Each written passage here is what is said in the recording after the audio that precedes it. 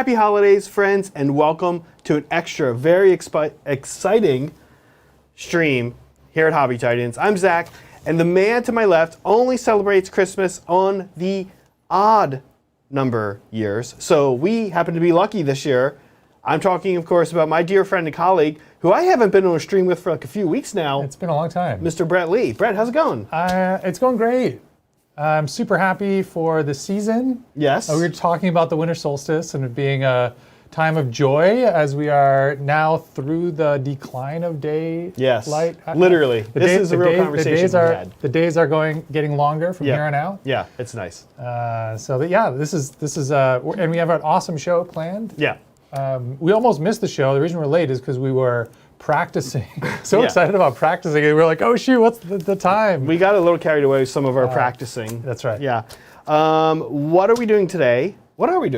We are painting some festive holiday ornaments. So these are 3D printed. If you're here, you probably have seen us talking over the last couple of weeks about these. We designed the model, made it available on My Mini Factory. If you go to myminifactory.com, search for Hobby Titans. This is available for download for free. There's also a link in the description below. You can print it out, either FDM or resin. It looks like, before the show we checked, it looks like 5 or so folks have done that. And so which is cool. Which is great. That's cool. Yeah. Thank you, and hopefully you enjoy it. Yeah. And we are going to paint up a couple of these today using some cool techniques. We're just going to try some stuff out. This is like a fun little palette for you to just kind of experiment with or try a new technique. Or it is, because it, and I think in general there's a lot of ability for 3D printing to do this. Yeah. To almost print like something that has a little bit of texture. I often tell people to practice things on paper, but paper doesn't have any kind of texture, any kind of three-dimensionality to it. This does. So it's kind of fun. We're going to get to see what Brett and I can come up with. Meg is off. She's in the studio. She's going to paint along with us, and we'll show hers, of course, at the end. Yeah. Are we ready to get into this? Yeah, let's do it. You know what you're doing. I know what I'm doing. Right? Yeah. I think so. Uh-huh. Okay, let's do it. Let's get creative.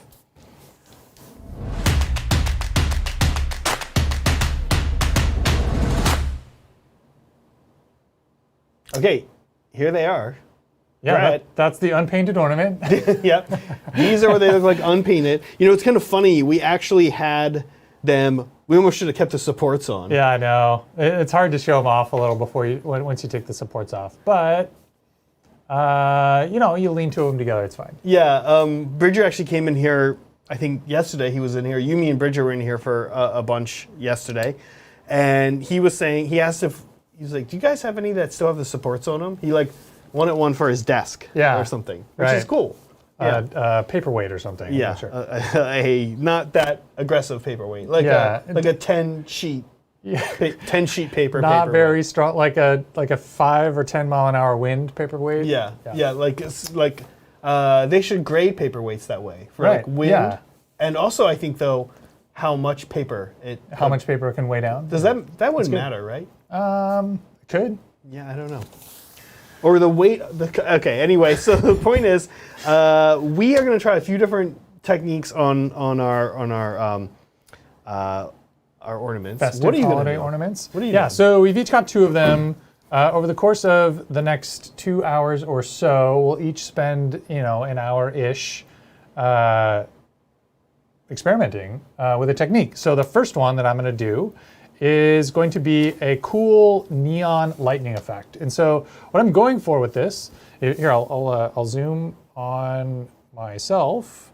So you just can see there's a little outline of the Titans logo and then a little bit of negative space in the center. So I'm basically going to try to make it look like the Titans logo is a neon sign. And so I'm going to try to sort of create some lightning effect in here. I'm going to then sort of use inks and white paint and then inks over it to make it sort of a little bit of OSL. Yep. And then if I can sort of, a stretch goal would be to try to have some kind of galaxy effect in the center there. So we'll see. That also all sounds challenging to me, but that's what this is about, having low pressure objects to paint on. What are you going to be working on, Zach, for your first one? So I have, like Brett, I have two, and I should say, Brett said we're going to spend about an hour on each one. I don't think that's going to be the case for me. I think I'm going to spend about 5 minutes on one, and I'm going to spend about the rest of the time on the other one. Yeah. This first one that I have up right here, I've actually already done a little bit of work. Yeah, I've done a little bit of work on it already. Maybe we could do we're a little out of sync on these top cams, but that's okay, I think. Chat, let us know if anything with audio is funky because of our sync here. You guys can see I've done a little bit of work. What I've actually done is rust effect here. So to bring you up to where I've been on this one, I airbrush painted it, Dryad bark. This is a very dark brown, okay? Next, I hit some of this, like this side a little bit, like literally, I mean like here with Mournfang brown, and then also here with Mournfang brown, just to give it like a little bit of light on one kind of bottom right corner. After that, I put some Typhus Corrosion, and Typhus Corrosion's this nice paint, this technical paint that has like this grit in it, so that when I dry brush Rise of Rust, which is a Citadel dry paint. I don't normally love the Citadel dry paints, but they are good for rust. It catches this. And this is not my rust technique. There's many rust techniques out there. I actually got this one from what they show on Citadel. I can't remember if it was Duncan or Peachy or one of those guys. But it's a really easy technique, and it looks good, I think, for rust. Why have I made my Christmas ornament rusty the bottom? Okay, well, the very first thing I'm going to do is I'm going to airbrush this AK Interactive Warren Effects acrylic fluid on it. That's going to dry for a sec. Actually, sometimes it can be a little slow drying. I'm going to set it up by the fan. We've got a fan up here. I'm going to let that dry. Then I might have to do a second coat of that. Typically, they recommend that. We'll just talk about the product in general. And then after that, I'm going to paint over top of it. And then finally, I'm going to come in and just like scrape around where the rust was, and it's going to kind of give me like a worn chipping effect. Yeah, this is this chipping medium. That's what it is, right? Chipping medium is something that I've never used before. I've seen some product videos on it, and I'm going to do for my second one. I'm going to do a chipping effect as well, sort of a more manual chipping effect without that actual product. So at the end, we'll get to sort of do some A/B comparison of different chipping techniques, which will be fun. Yeah, that's my first one. Did you talk about your second one? No, I was planning on waiting until after the first one, and then we can sort of reveal the second one midway through the show once we. Oh no, we should have talked about this because I'm gonna spray this liquid on mine. Yeah. And then I'm gonna start working on my second one. That's fine. And then I'm gonna come back to this one like the last 5 minutes. Okay. Well, then let's talk about your second one once you're ready to start doing it. Okay? Okay, sounds good. Okay. Perfect. So I'm going to add a little bit of, this is my, I put airbrush flow improver and acrylic retarder in these. Sorry, you're... Oh my gosh, I did the thing again. There we go. If our stools sit on the airbrush hose, like the foot of the stool likes to, for whatever reason, if you're not very particular, it always just lands right on the airbrush hose and kinks it. Yeah, like and it's always my stool. It's never your stool. Well, I guess that makes sense. Anyway, all right. Sorry, Brett. We interrupted you. I put my flow improver and acrylic retarder in these dropper bottles, which I like a lot. I know Zach hates these products and never uses them. I like. Oh, flow improver. Yeah, you don't dilute any of your paint, so you don't have any. Sometimes. Yeah, I don't like doing it in the pot usually, unless I have to. There is evidence of me doing it. I think I did it. A few weeks ago, there's actual footage of me using flow improver, diluting paints? Diluting paints. I don't think it was flow improver though. Now I will say real quick, I'm going to interrupt Brett for 1 second. There's your coffee stir, Brett's favorite hobby tool. Yes. I will say real quick before he gets in, believe it or not, yes, the AK product for the Warren effects I'm using, you're like going to go ahead and just paint whatever you want underneath the Warren effect, right? So this could look like rust, but it could also be like if you want to just show one layer of paint peeling off a second layer of paint, then you put your first color, right? And you just spray right over top of this. It's going to be totally fine. Yep. So that's what I'm doing. Okay. Want me to zoom in on you? Sure. Are you doing something interesting? Not really, but I will say this. As I use my Warren effects, I'm really only going to spray the area that I want to have chipping happen. Yeah. which is kind of just down here. I don't want chipping to happen up top quite as much. So mostly where my rust was and like a little bit above. All right, sorry, Brett, I totally derailed you there. No, I think I'm at an interesting part of mine. So I'm gonna switch over and do video on mine here. Okay, here we go. So what I'm doing is I'm using white paint, and I'm just airbrushing kind of where I want the neon sign to be bright, right? So this is, if you've ever done zenithal highlighting, this is like the same idea, except you're not doing it like from the top of the model like you would if that was your goal. But I'm just, I want the glow to happen, because this is primed black. Anywhere I want it, the color to actually show up, I have to lighten the base before I apply the tint, the color, the ink that we're going to use. So that's what I'm doing here. And then I'm allowing a little bit of overspray. In fact, I want a little bit of overspray. So I'm holding my airbrush kind of far back from the model so that I get overspray. And that will, when I apply the ink, will again sort of provide like an OSL kind of effect. And I'm not going all the way to like super bright white because now what I'm going to do as a next step is I'm going to get really close with the airbrush and use a very tiny amount of paint. And I'm going to basically do sort of a lightning effect that I'm then going to trace over with an actual paintbrush, but I'm going to start doing it here with the airbrush. And so I'm basically just like drawing a little tiny thin line with the airbrush by holding it really close and using a very small amount of paint to get sort of a jagged, crooked line that'll look sort of like the goal is for it to be like a neon sign, right? So in a neon sign, there's an electric arc that's creating the glow. And so I want to make that arc appear. Oh no, I messed it up. I splashed. Can I save it? Probably. I need my eraser. Yeah, oh man. So what I didn't do the thing that I usually like to do, which is you start the airbrush and stop it off the model and then bring it onto the model once you know that it's not going to splatter like that. Okay, I was able to erase it in time. Okay, let's try again here.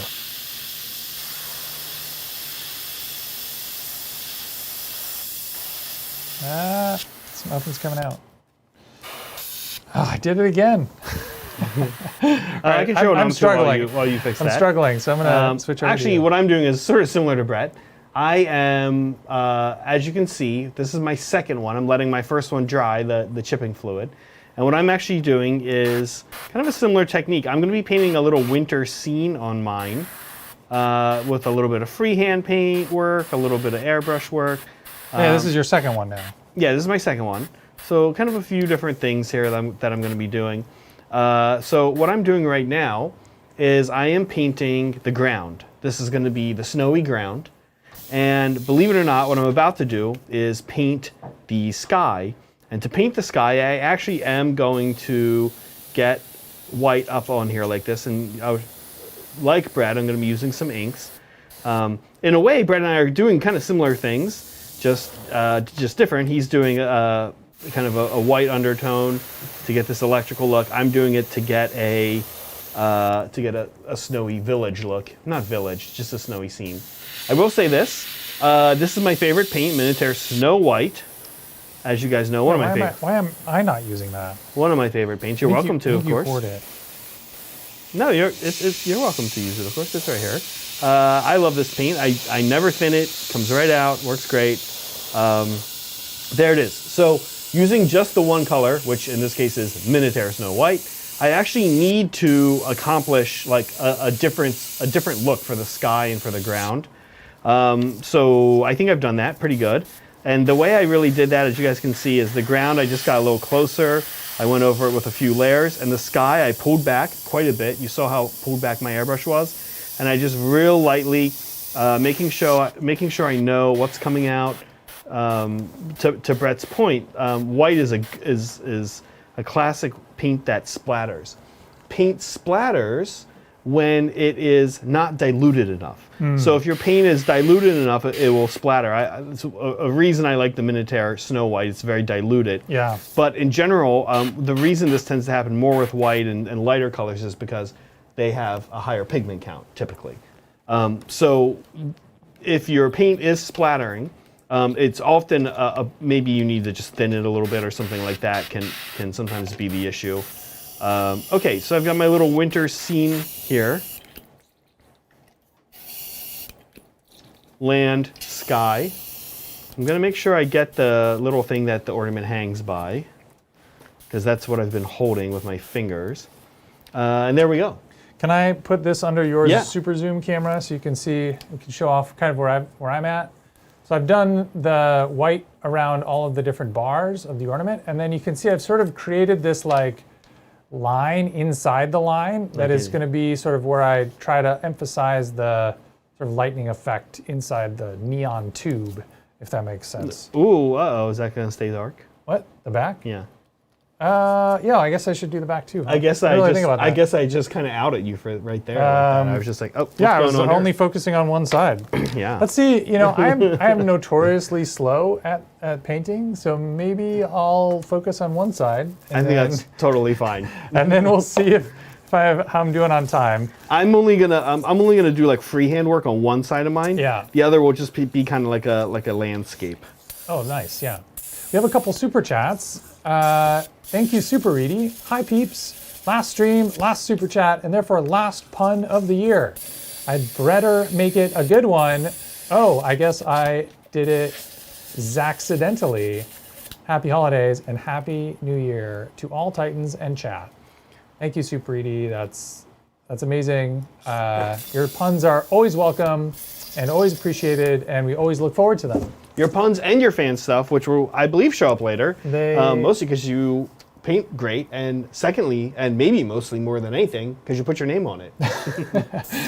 Yeah, a little hint there. If you want to up your chances of getting in fan stuff, put your name on your picture. Put your name on it, yeah. And maybe you're not super worried about getting in fan stuff, which we also understand. Happy holidays, Brett and Zach. Thank you, Cobra Commander. Thank you, Cobra Commander. Happy holidays, Brett and Zach. Let's make 2022 the year of the Titans. The year of all of us. 2022 needs to. It's going to be good. I'm excited for 2022. I'm excited also for 2022. Yeah. I think we have some stuff, of course, planned every year. There's stuff planned and Hobby stuff, life stuff. Yep, some cool stuff going on. It's going to be a cool year. Lots of twos in this upcoming year. Twos. Yeah. There are 3. 2022. Yeah. That is a lot. Are you... We're both like at the same next step almost. Well, I'm going to start doing ink on this guy. You've made progress on your... both of yours. I am almost ready for ink. I haven't even revealed what I'm going to be doing for myself. I am almost ready for ink. I have one step to do before I get to ink, which is... you're going to do stars. I'm going to do some stars. Now, cool. one of the things that we are going to do with our scene here is we want to have... Here, I'll zoom in on you. Yeah, we want to have both snow falling and stars.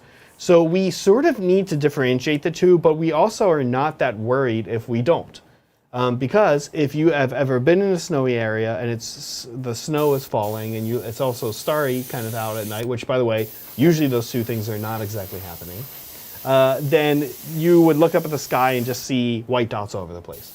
The only thing that would tip you into which one is snow and which one is stars is that the snow would be falling towards your face. We can't show motion here exactly, so we are going to show it with depth, which means I'm going to put the stars on now, and I'm really going to focus on the stars being up on the darker part of this, because I like that, this is the ground. So I don't want any stars here. So I'm going to do like a little bit of just a pretty amateur level masking here, which is I'm literally just going to take a rag and just kind of set it right there like that. just to make sure none of the stars end up in my my snow. And you're thinking, well, is it really going to matter because they're white and so is the snow? And the answer is yeah, it might actually. They might come out a little bit. They might come out through a little bit more. As always, test off to the side. Once you think you've got a look you like, go ahead and flick. I'm actually using a real paintbrush this time. What was that movie where they did a thing and a flick? Dip and flick or something? I don't know what I'm talking about. It sounds kind of similar to something that I think happens in Legally Blonde. Oh, yeah. Okay. Is that it? Okay. Somebody in chat probably knows what that is exactly called. I forget what it's called. Miss Witherspoon. Thank you, Megan Pryor Pfeiffer. Sending a shout out to the mods. Hope you all have a great holiday and new year. Thanks for all your tireless efforts to keep us PG and dealing with the aftermath of all of Zach's hot takes. Yeah. Well, look, she's right. A big thank you to the mods. And yeah, it actually looked like we even had to kick a couple of little spam bot things or something out already today. And I'm kind of wondering if it's because of some of the tags for this stream. My goodness. I tried were a little more... Risque? You have risque Not tags? risque, a little more mainstream appeal I than see. like Adeptus Astartes. Instead, it was like Christmas and I see. Christmas ornaments. So maybe, I don't know, that would be my guess as to why that happened. Where are you at, Brett? So I put my inks on. I put my ink on. Got my ink on. So here's where we're at. It looks pretty okay. It's kind of like what I'm after. You can sort of see the little lighter areas. Like I'm trying to do it so you don't get the glare here, but yeah, there's like little lighter areas where I kind of did that stronger airbrush effect in the center. And then now I've got some white paint on the wet palette, and I'm just gonna trace over where I did this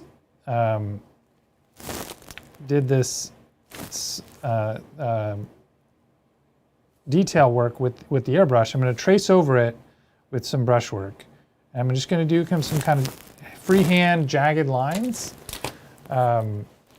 And these will be the kind of the lightning effect that I'm after.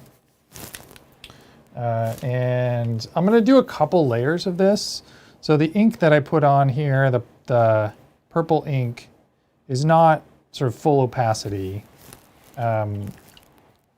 yet. And because I'm gonna go back over this lightning work with some more ink at some point after I'm done with this first coat, and then do a second pass with the brushwork. Okay. Sorry, Broken Chef has clarified it's Harry Potter. Swish and flick. Swish and flick. It's the wand motion. More of a Legally Blonde fan than a Harry Potter fan. I will acknowledge that. Okay. So I am going to put the second coat of... Is this a hot take that the mods are gonna have to deal with the aftermath from? I mean, I feel like somebody saying that they like Legally Blonde more than Harry Potter movies is... kind of a hot take, right? Is probably what I'm gonna guess... a lot of people would say. It's an opinion, and opinions are, you can't really argue with opinions. You can't really argue with opinions. I like the Harry Potter movies, though, for what it's worth. But the Harry Potter movies, never read the books, but the Harry Potter movies are like a little bit of a commitment. It's true. So you're saying Legally Blonde is good because it's not a commitment? Yeah, you just put it on, it's awesome.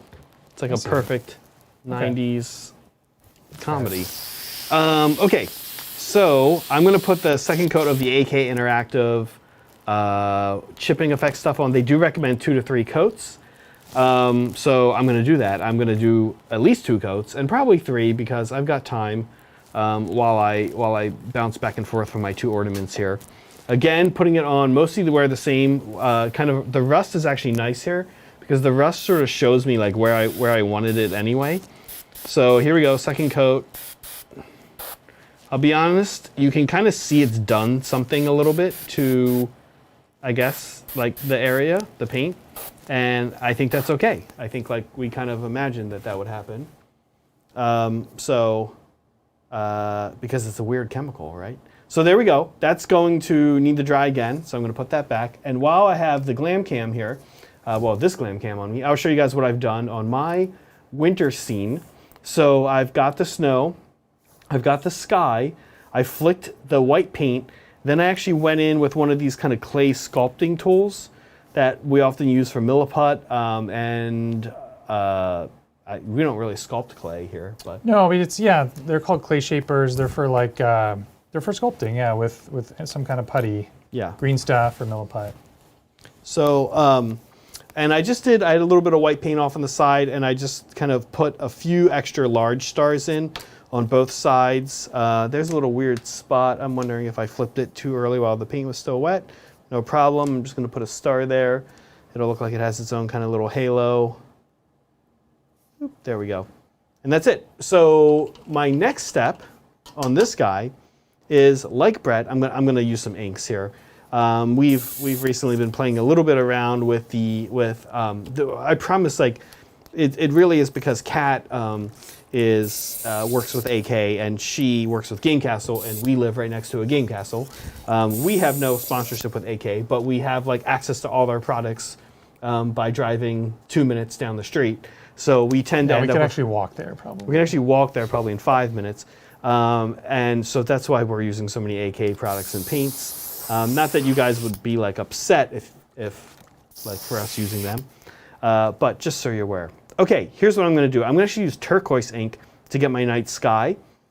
When I do my ink, I'm going to run it through an airbrush. When I do it here, I will say that, again, I'm going to use my kind of amateur masking just because I want to keep the scene, the winter, the snow pristine. But one thing about the way I'm masking, if you look here, Brad, maybe if we can just get a zoom in a second here. If you look here, by kind of doing the masking like this and then spraying down this way, I'm not creating a hard mask, right? I actually don't want that. I don't want like to tape this off or putty this off. Right. I just really don't want too much of the ink getting onto my snow ground. But I expect a little bit of gradient bleed. I like that, yeah. Using a towel to create a soft mask. Yeah, pretty much. Yeah, that's neat.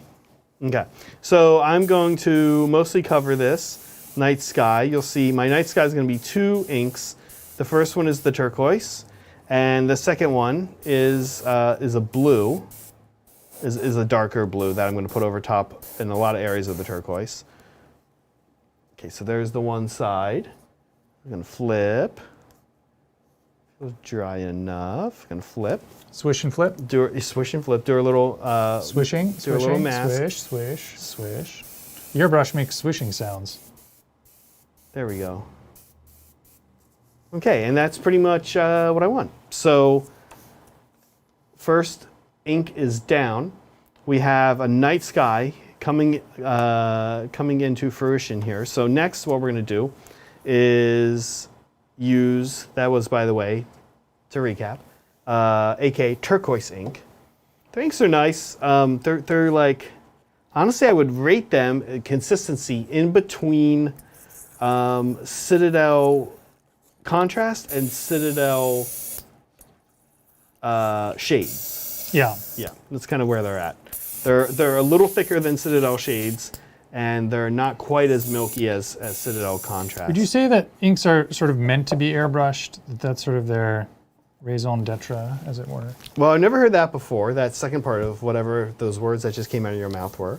It's French, so. But I will say, I'm not sure if everybody would agree with you, but I know I love airbrushing them. Yeah, I feel like, I mean, I'm new to using inks, but I feel like this technique that we're both kind of doing here, which is put white down and then airbrush ink over it, is like sort of the classic ink thing, right? Definitely a good use of them. All right, so adding my dark blue here now.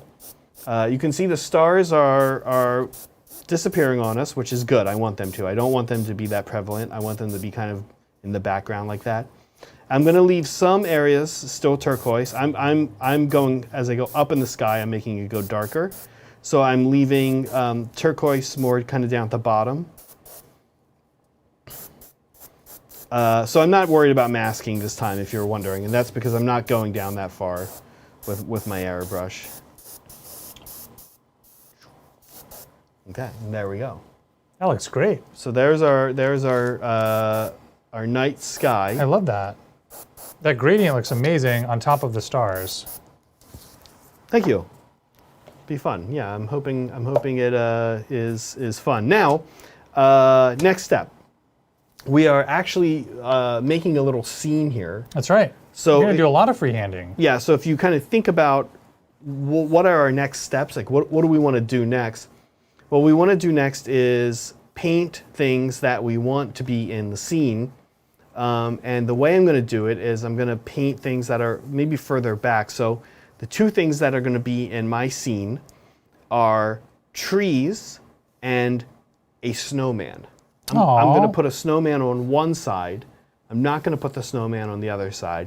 Giving a little bit of consideration to, nope, not going to do that. Never mind. I was going to say to like when it's the back of the snowman, but the back of the snowman's not going to read. How does that? Oh, I see. You would do the front of the snowman on one side of the ornament and the back of the snowman on the other side of the ornament? Are they going to be flipped? Like the house would be on one side? I'm not doing the a house. Snowman and the tree? The trees. Yeah, I'm not going to do this. And the reason I'm not going to do it is because the back of a snowman's not going to read. It's as a snowman? As a snowman, yeah. It's going to look like a white blob? It's going to look like 3 white blobs stacked on top of each other. I mean, that reads like a snowman to me. Well, you need the coal buttons, and you need the coal... the carrot? I'm not going to do a carrot. The coal eyes. Yeah, I'm not going to do a carrot. I think it's too small. It won't show up. Nope, Fuchs, the tree's not going to be brown. They're going to be black. The beady black eyes of the grimdark snowman? Of the grimdark snowman, right. Oh, man. Okay. And then you're going to paint a little inquisitor coming to escort the snowman off to the black ships for... Oh, my gosh, dark. No, I decided that, I've got this one that's going to be like a grimy, grimdark Christmas ornament. And then I'm going to have the other one just be nice. Yeah. Okay, and it looks like my stuff for my first ornament with the chipping is coming out pretty good. Is it getting close? It's getting close. So I'm going to paint some trees. And not paint, I'm actually going to freehand create trees, not paint. Yeah, you're not going to paint pre-existing trees. You're going to turn nothing. Trees. This is. Have you ever done much freehand, Zach? A little like this. What I'm about to do, I've done before. The most freehand I've ever done is like tile sept markings, and it was so terrifying for me. I did it on I think 6 gun drones. It was like, peace out. I am done with this. This is for the birds. Well, I do my tile sept markings. I've done some when I've done people's nails before. Yeah. I've actually done what I'm about to do. I've done this kind of similarly. Maybe I want to say in 2018. With my father-in-law's, at the time, girlfriend's nails. And we did a little Christmas scene on her nails. And it's kind of similar to what I'm doing here. I think this is a little better, though, with the ink. The inks add a lot. How you doing? Oh, wow! That's great. Yeah, do you want to... Is it ready to be looked at? Sure. Okay. Yeah, so that's where... I'll zoom in, yeah. Wow. So that's kind of where we're at so far. I just did a little freehand of a lightning effect with white paint kind of down the center of my glow effect. And then I'm going to go over this again with... I'm going to do stars first for the galaxy. And then I'm going to go over this again with the purple ink. Yeah, this is looking nice. And I was talking, Brett, before the stream that it reminds me of, yes, of a neon sign, but also of like one of those balls that you put your fingers on. And oh, yeah, those plasma balls. Yeah. I like it. Love a good plasma ball.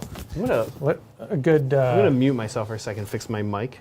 Oh, yeah. You can just also lower your... lower my apron. Yeah.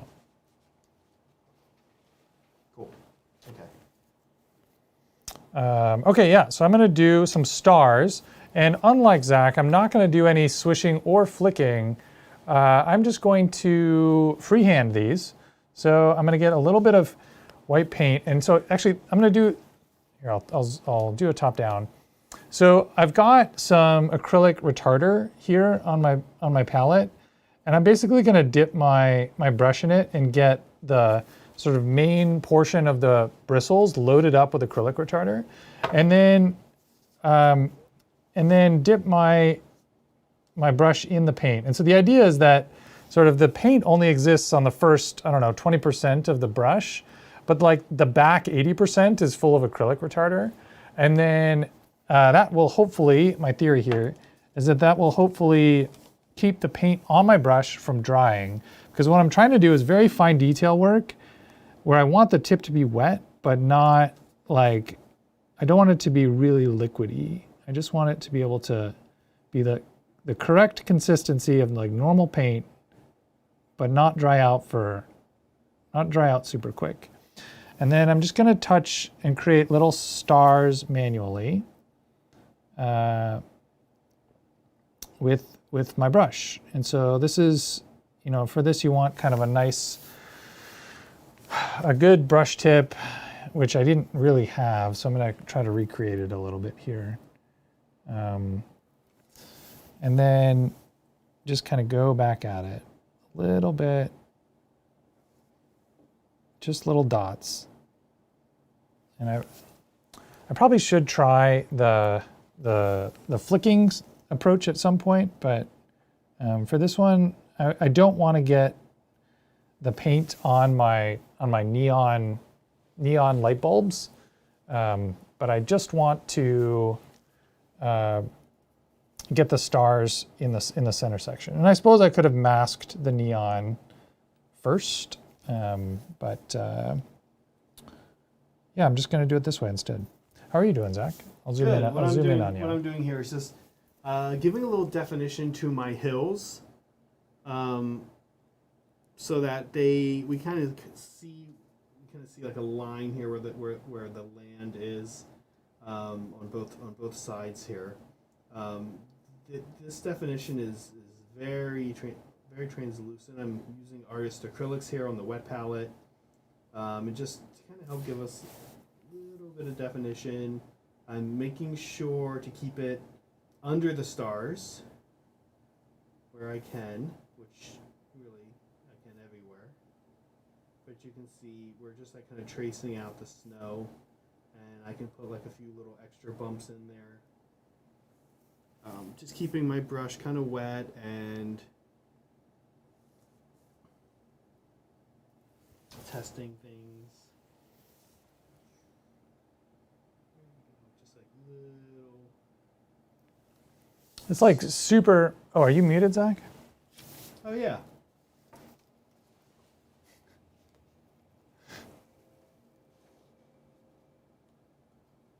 I'm back.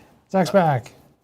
Sorry, guys. Right. Yep, just tracing out the horizon here of the landscape of the snow,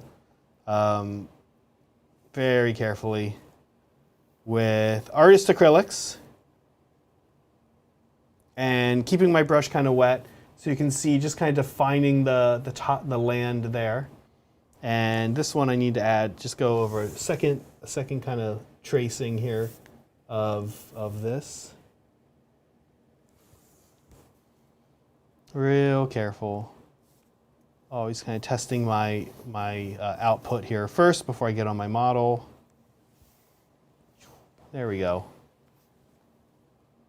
I'm sort of curious if this will read as galaxy or if this will just read as like a bunch of little dots on the center of the model.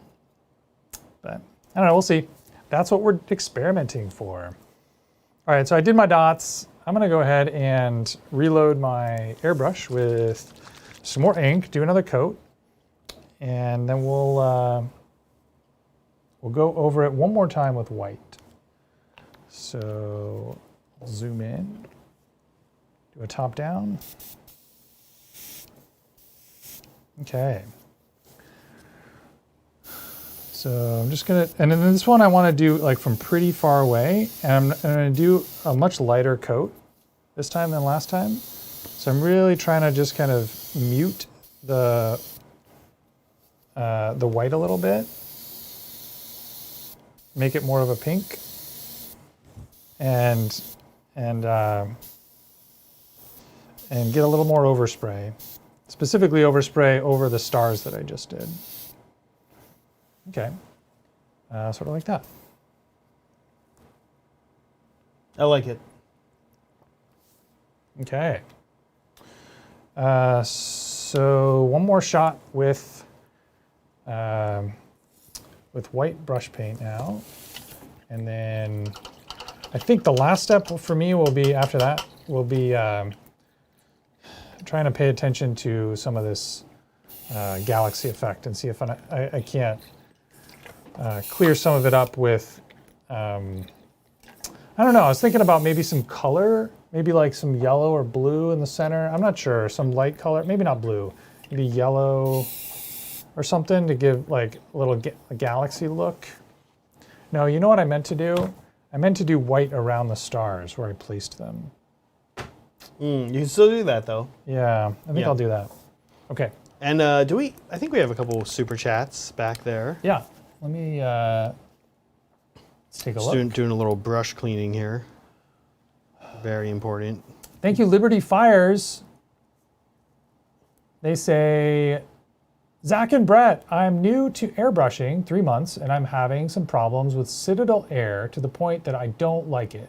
Did you also have similar problems first time you were using Citadel Air? Interesting. Have you? Yeah, I'm curious what kind of problems you were having. Oh, okay. It's not coming out, so maybe the airbrush is clogging, I guess. So yeah. I think so if you're new to airbrushing, it is possible, bordering unlikely, that you've not quite figured out your like PSI to paint thinness sort of ratio. Yeah.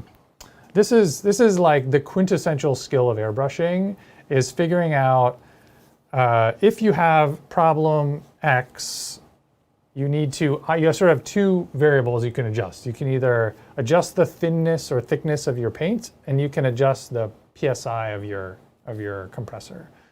And knowing which of those two variables to adjust and knowing which way to adjust it is like, in my opinion, the quintessential airbrushing skill to fix the problem that you're having. Liberty Fires, if you're in chat, also let us know what airbrush you have. I will say I've not had any issues with Citadel Air. Yeah. To the extent that it's pretty much my go-to for airbrushing.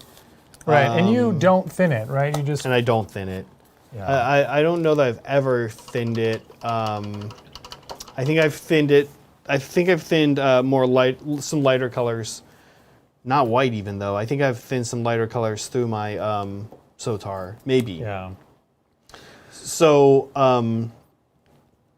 I think like what Brett's saying is, my guess is, you're calling out Citadel Air, which makes me think you've tried other paints and that they've worked fine. If that's not the case, if you've only ever tried Citadel Air and it's not working, my guess is it might be a problem with the airbrush, not the paint. Also possible, I don't know how much different Citadel Air you've tried. So yeah, I guess I would want more variables before I told you maybe some things to adjust. So if you're in chat, just add us with a couple of those. What is your airbrush, and have you used other paints? I'm not ruling anything out. I think it's potentially the case that whatever your setup is, it just doesn't like Citadel Air. But I personally haven't really had an issue with it myself. Right. Yeah. Yeah, I think Citadel Air, it's meant to be an airbrush paint. It's meant to be kind of used right out of the bottle. A lot of people will still thin it. So if you have to thin Citadel Air, don't think that there's necessarily something wrong. A lot of people do that. But I think it all comes down to what airbrush you're running, the size of the needle, and what pressure you're running the airbrush at. So my guess is if it's not coming out, you probably need a little higher pressure. You could potentially also thin it, although turning up the pressure would be, achieve probably the similar effect. think what Brett's saying is more in depth of what I'm saying, which is it also, like, the pressure is really not a problem, but an adjustment you need to make maybe on your compressor. So not exactly an airbrush problem, but a compressor issue, right? Okay, I have just put the third and what's going to be final layer of the AK Interactive Worn Effects stuff down. And like I was saying earlier, I'll show it to you guys right before I start painting it. You can actually really see that, like, something has happened to the paint underneath. Yeah. Right? Like there's something going on, which is probably good because... It's supposed to. Well, it's not supposed to mess this paint up. It's supposed to mess the paint that goes on top Right. up, right? But it must be doing something, right? And so that's almost like a good sign. Master Airbrush GT33 Pro. I've had good use with Vallejo, but you answered my question that the issue is it is me, not the paint. Yeah, I don't know that airbrush, Liberty. Sorry. Yeah, for me it's been good. Like, I think Brett's kind of hit the nail on the head. Like, be systematic about testing variables. Start the compressor and work your way up towards the brush, then be thinking about the paint. Frankly, if I'm having problems with things, I almost always, just for any reason, will just clean my airbrush as much as I can. Yeah, this is your go-to fix-all. Take the whole thing apart, clean it. And it fixes 90% of Yeah, not problems, quite the right? whole thing, but most of it, right? Most of it apart. And it's kind of the equivalent of restarting a computer. It's the IT, it's the classic, oh, have you tried power cycling your equipment? Yeah. Okay, well, why don't you do that first? All right, I'm going to paint some trees now. I'm going to paint some trees. I said I was going to do this earlier, but now I'm actually going to do it. Actually going to paint And trees. I'm going to use, speaking of Citadel Air, I'm going to use Citadel Air. I'm going to use a Baden Black, and I will freehand paint a few little trees here in my Christmas scene. Here we go. And so I put a few little, I'll zoom in on you, Zach. Yeah, let's see. Oh my gosh, that looks great. I'm going to zoom in really close. What are you up to?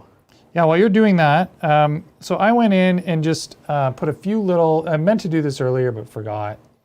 I put a few little bursts of white paint in the center where I wanted to do the galaxy effect. And didn't do full coverage with them, just sort of partial coverage. And the idea is that it's meant to be like a cluster of stars. Like this is a galaxy far, far away. And you and Mel covered this in the galaxy effect video that you did. And so I'm sort of copying your procedure from that video. Yep. But then once you've got these sort of clusters of these little airbrush spots, then you go back with the brush and just put some sort of clusters of manually brushed on stars in the center of the airbrushed spots to pick out a few spots. And this looks, I'm super happy with how this is coming out. I like it much better than I did before.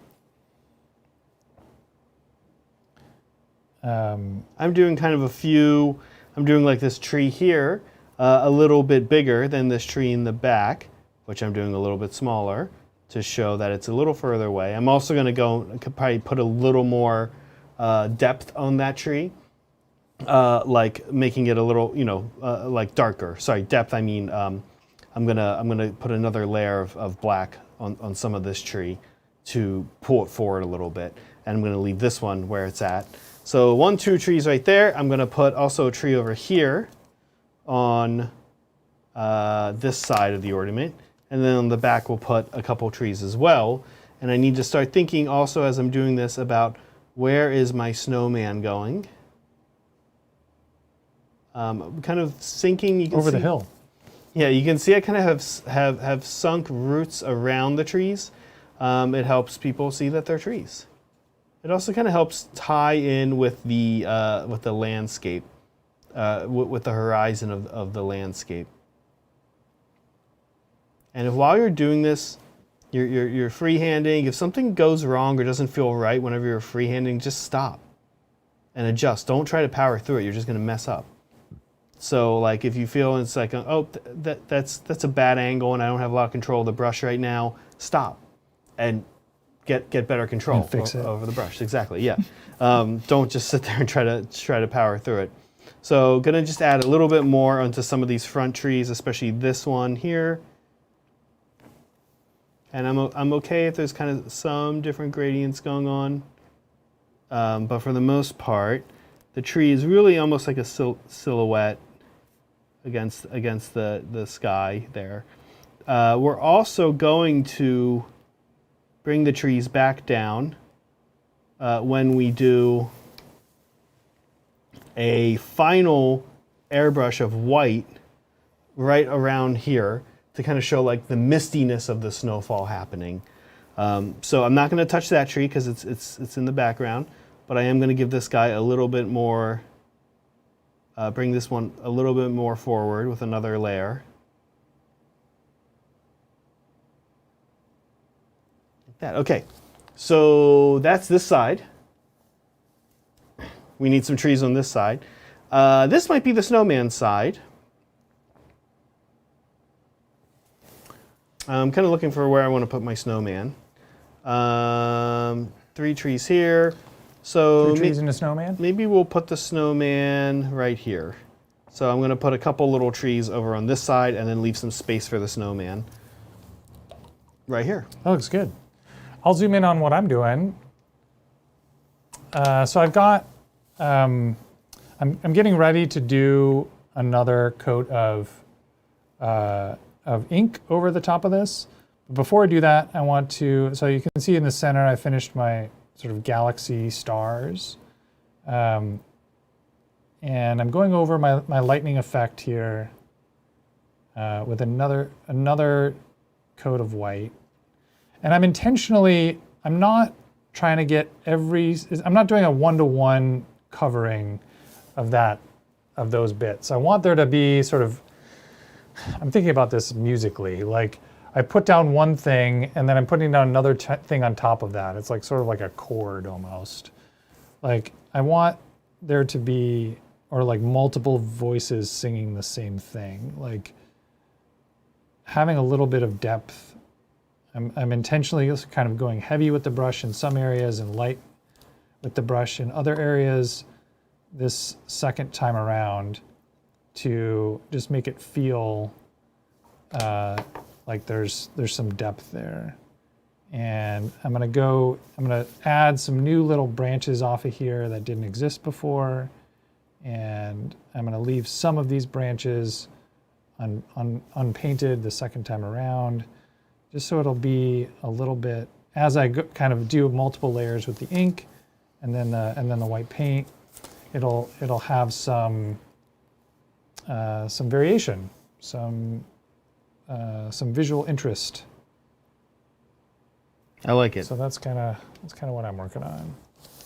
Zach, we have a conversation topic. Oh, we do. That's right. A deep thought, as it were.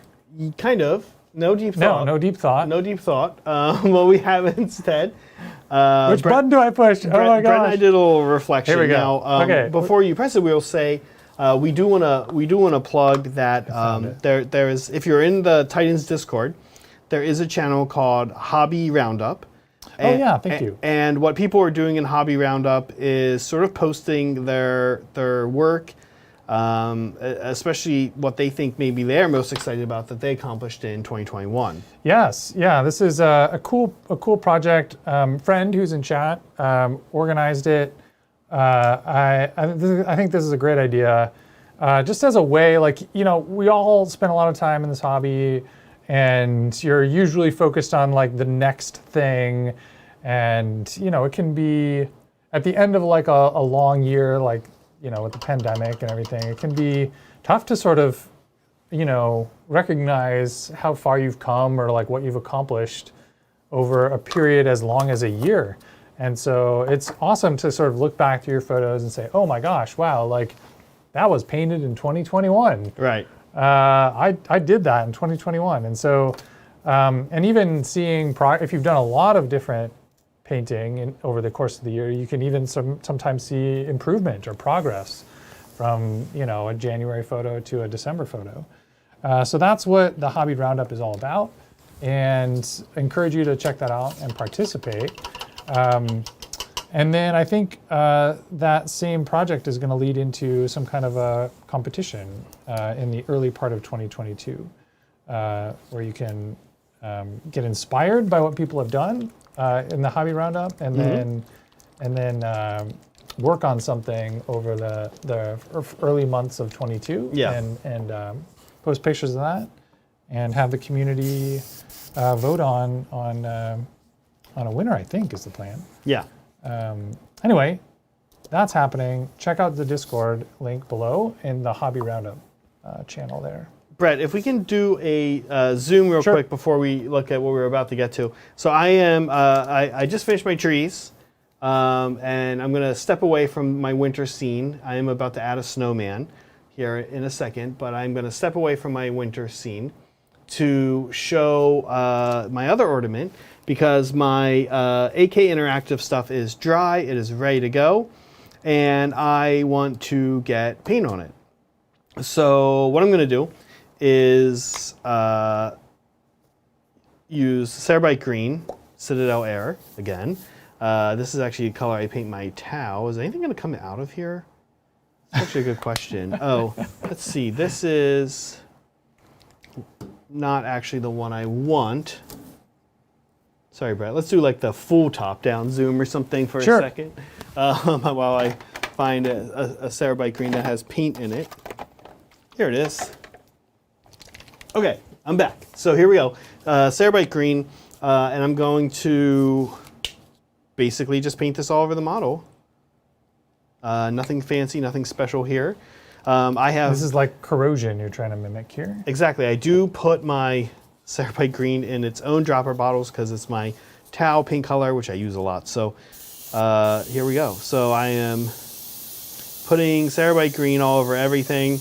And the idea here now is that where the AK Interactive paint was, it's going to kind of peel off and reveal what I've painted underneath in compelling ways, in ways that make it look like it is, damaged and This is what the chipping medium does, right? You like paint one color down first, then you paint this chipping medium over top, and then you paint in certain areas, not over the whole model, just in certain areas.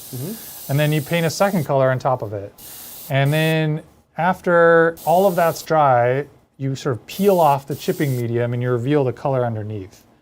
Exactly. And it does it in like not just like a basic way. It's like has some sort of crazy effect that happens as you peel it off. And it looks like damage or rust. Or Yep. So there's my Cerebite Green.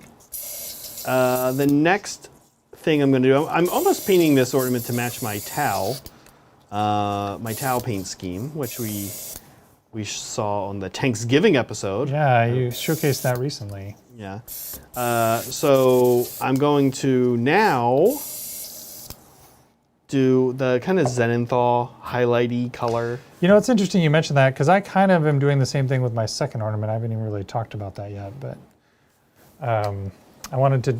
I think we naturally gravitate towards some of that, like, oh, I know how to paint these colors, or like I like these colors, and so I'm just gonna paint my ornament that way. Exactly. So this is 1 part Cerebite Green, 1 part Uthra Gray, I think it's called. Uthwan Gray. And I'm just going to kind of hit across the top on here. So maybe we could do a zoom. Is this also a color you use in your Tau? Yeah, this is the kind of first highlight color I use. This actually won't hit a lot of the area where the chipping is gonna take place, because I'm really kind of doing like a mostly just on the top and kind of hitting some highlights with this. So we have like a nice kind of mint green Christmas ornament look here. It looks delicious, frankly. With the rust is gonna add like some visual color on the bottom when we reveal it, which we're about to do. Okay, so there we go. I'm going to also do a little bit of edge highlighting. But I'm now going to do the rust thing here in a second. So the move is you want to kind of dampen the area that you're going to do some of the chipping on. Before you do that, can I show this guy? Yeah. All right.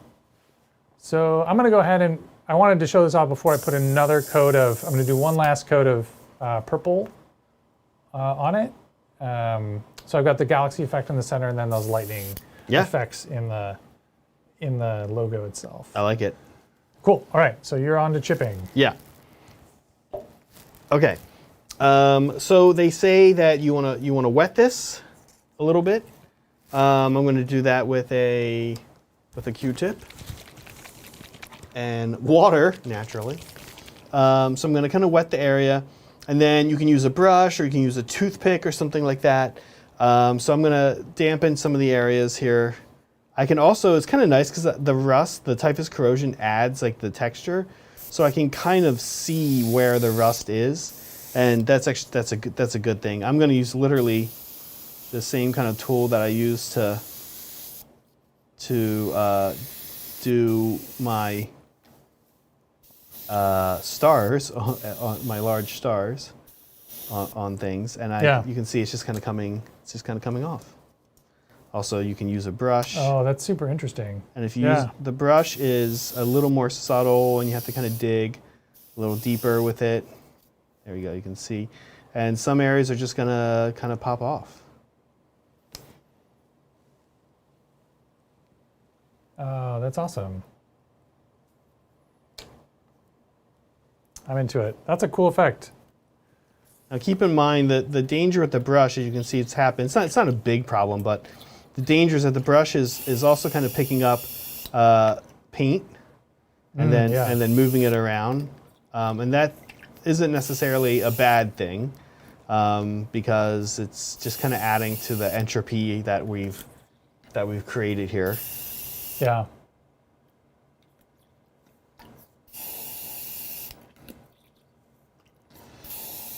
And so we do get a little bit of selection of where do we want the rust to be, both in when we paint it on, but also in like what we take off, right? Okay, so there's some rust on that side, some kind of rusty areas. I can see I put some rust over here as well. I put rust in general around the bottom, and I think I actually want a lot of the bottom of this thing to show that it's been rusted, so I can be a little more aggressive with the chipping down here.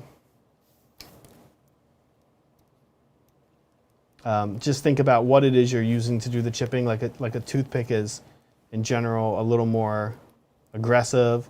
The modeling, the clay sculpting tool here is, I think, kind of somewhere in between like a brush and a toothpick. Yeah, it's like a rubber toothpick almost.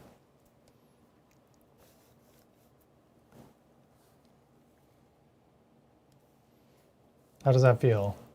Are you happy with how it's coming out? Yeah. It looks amazing to me. Yeah, it's cool. It's a cool effect. Use the dry side of the toothpick to kind of pick up stuff.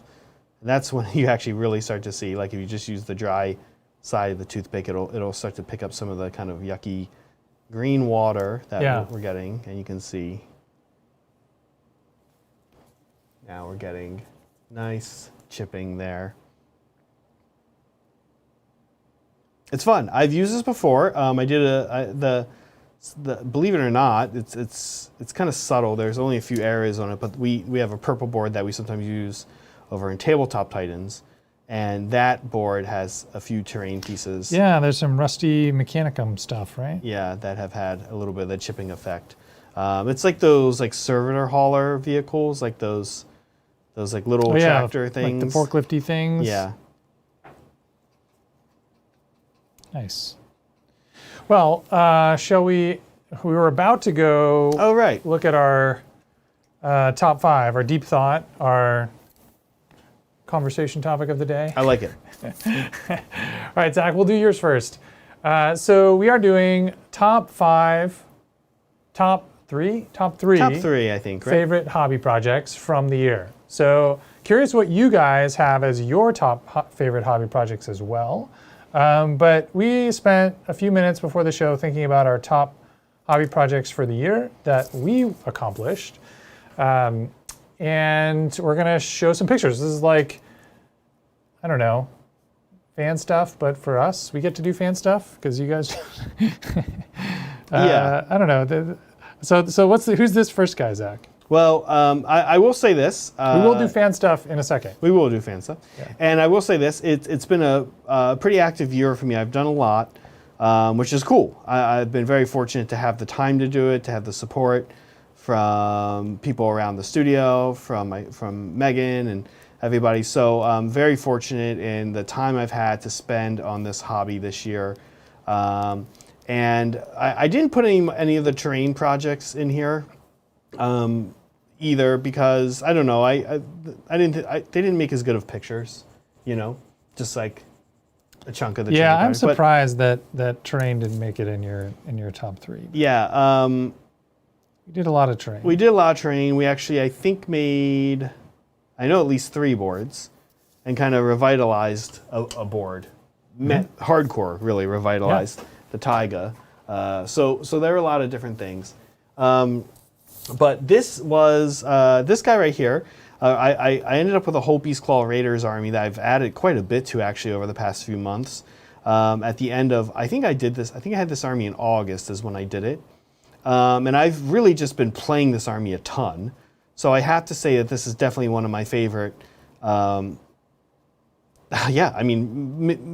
one of my favorite projects. And I picked this guy specifically. This is my first Frost Lord. This guy was the guy, if you watched last Saturday's Tabletop Titans game over on that channel, you would have seen him dressed as Santa Claus and trying to ascertain that he was the true Santa Claus against a great unclean one. So I don't know. I love this model. This was a new painting experience for me because it was so natural. This is my first Sigmar army, and there's not a lot of guys wearing heavy armor and stuff in that. That's right. Yeah. There's a lot going on here. There's metal. There's skin. There's hair. There's horns. There's teeth and eyes. There's a lot of fur. A lot of fur. It was super fun. I loved painting this army. So this is my first one. That's nice. I like it. That's great. Yeah. Okay. My second one Number is 2. Kragnos, The End of Empires. I see a theme going here. Yeah, this just happened. Kragnos, The End of Empires literally just finished the sky a couple weeks ago, I think. I can't even remember. Yeah, you and Adrian painted it on stream. I painted this, and then Adrian painted Krondus, right? The big dragon guy. And that was extremely... Son of Draconis. It was extremely fun. Really a fun stream. And yeah, he was a cool model to paint. And I will say this, it may be kind of the first time I felt like I really got to paint a centerpiece model that everybody knows is a centerpiece model. You know what I mean? Because your other armies, Tau, don't really have a centerpiece. Eldar don't really have a centerpiece, right? They can, I guess, right? Yeah, but Avatar or something, but you don't own any of those things. And the Avatar is a kind of a pathetic centerpiece. he's smaller than a shots fired. Well, he's just tiny, right? I mean, you want something kind of large, you want something epically posed. And sounds like a conversion project just waiting to happen. Zach. Maybe, but I mean, at the end of the day, that model is just not with that attitude. So yeah, Kragnos was super fun. He's got super fun rolls, and if you are a Sigmar player, you know that he just got helped quite a bit in ways that Kragnos and Destruction players are not exactly happy about. Yeah, he got a lot better, it sounds like. Yeah, he got a lot better. So I'm still new to Sigmar, but just reading about the changes, I was like, oh, wow. That seems amazing. Yeah. So Kragnos, The End of Empires. Super fun, super epic model. One of my first, like I said, true centerpiece. Hey guys, I've got Kragnos. That's a centerpiece, right? So that was cool. Okay, and then finally, and I promise, I'm not just playing lip service to fans. Oh man, friend, I hope you haven't left yet. Yeah, here they are, Wind Riders. I actually painted Wind Riders I started this army in about a year ago, and my whole Simhan army, started about a year ago, and finished to the point where I could really kind of play them. I don't know, not February. Brett and I had a trip up with a couple friends to one of their cabins, and that's sort of where I debuted them. Yeah. And yeah, I love this army. It was cool to get to kind of take what I've done with painting my Tau and say like what like extra little things could I do just to go like a little further. And the Wind Riders, quite frankly, are like, that's what makes Simhan is anyone on a bike, not just Wind Riders. Of course I picked the Wind Riders though because for the photo, yeah. For the photo, because for the meme. For the meme. No, So, but this army came out amazing. When you were like, I'm gonna paint a new army, I was like, are they really gonna be? And you were like, I'm gonna make them better than my Tau. I was like, is that really, like, what? That's not possible. Your Tau are amazing. And then I saw these guys come out, and I was like, wow, the color combination is amazing. The techniques that you used were really great. It was a big level up for you, I feel like. Thanks. Yeah, it was fun. It was really fun. I just hadn't been painting armies other than Tau really ever. I had kind of started to like experiment. I had my Amble, and I had some Aeronautica minis that I did during COVID last year. So it was. This was fun to like. Yeah, it was be a like, nice, cool. I nice can have another army. Yeah. Yeah.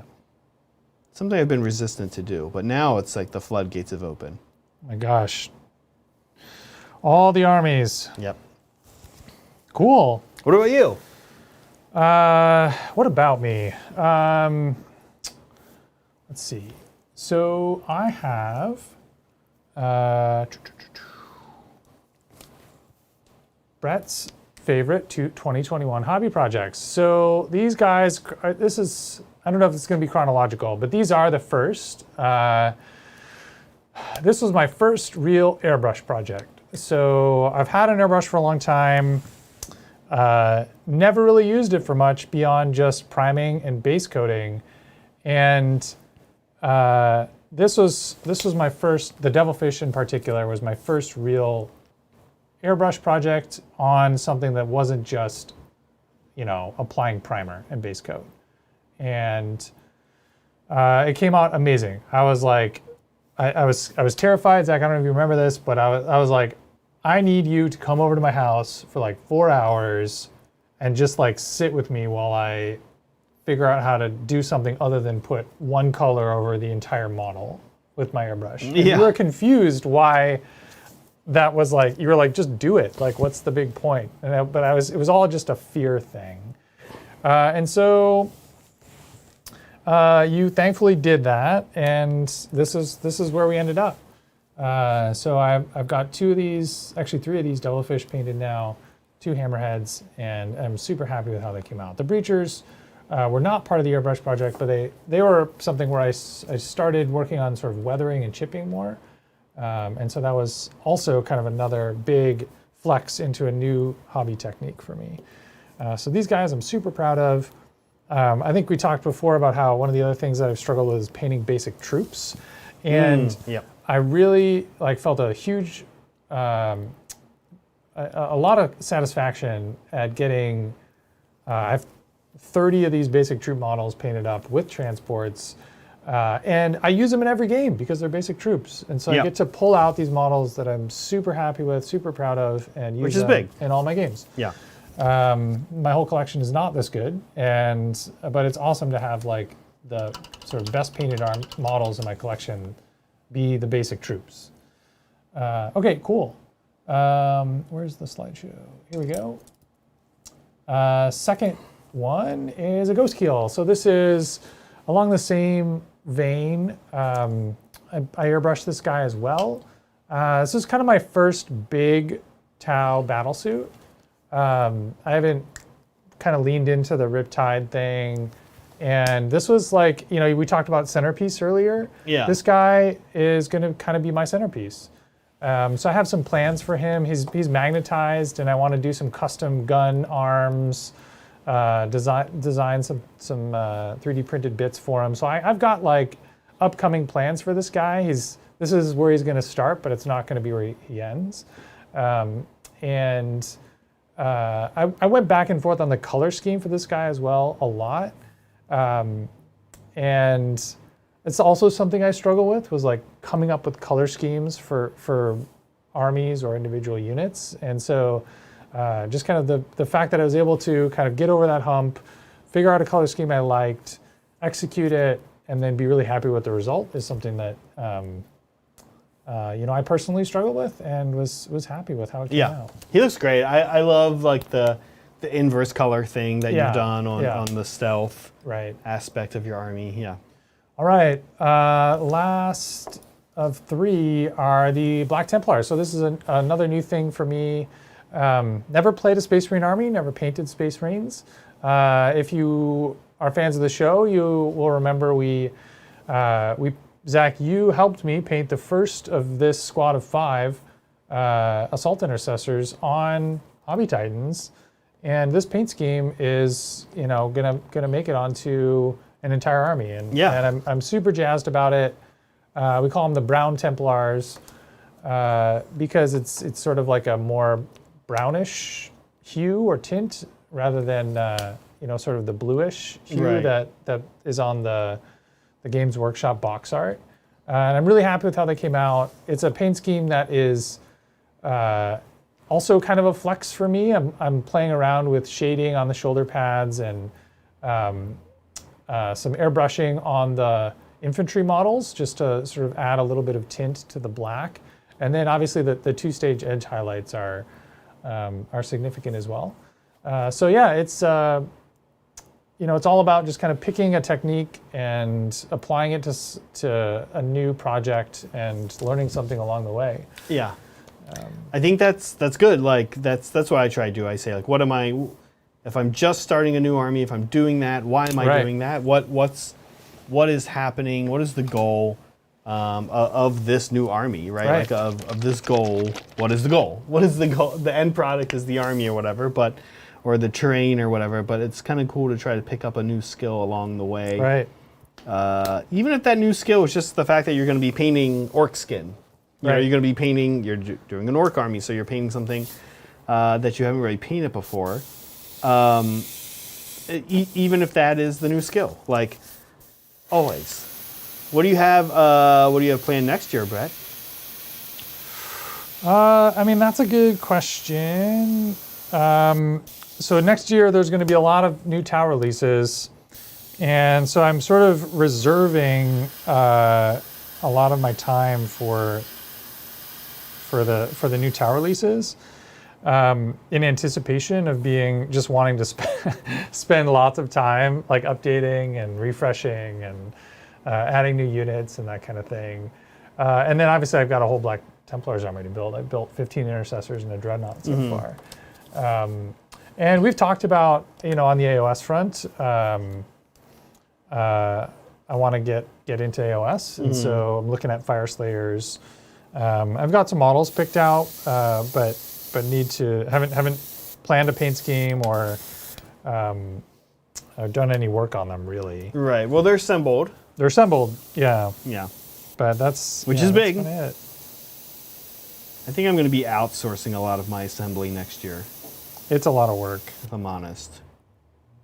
The big problem is I just need to. I don't always. I like to assemble in particular ways, to paint in particular ways. Yeah. And I don't want to get projects back and just have them be assembled in a way that I feel like I don't, has made it harder for me to paint or something like that. Yeah. So you're particular about the assembly, but it's also not your favorite part of the project, right? If it's fun, it's fun. If I'm like building something big and cool, or I get to do a little bit of conversions or something like that, that can be cool. But if I'm just kind of going through troops and just putting troops together, it also can be okay. Like it's, assembly is this thing where you can kind of put a show on, put a podcast on. Yeah, exactly. That's actually the thing I like about assembly is it's just execution. Yeah. There's no creativity in it. It's just craftsmanship. You're just pretty much. sitting there trying to color between the lines, follow the instructions, and if you do all of that, you end up with cool looking models at the end.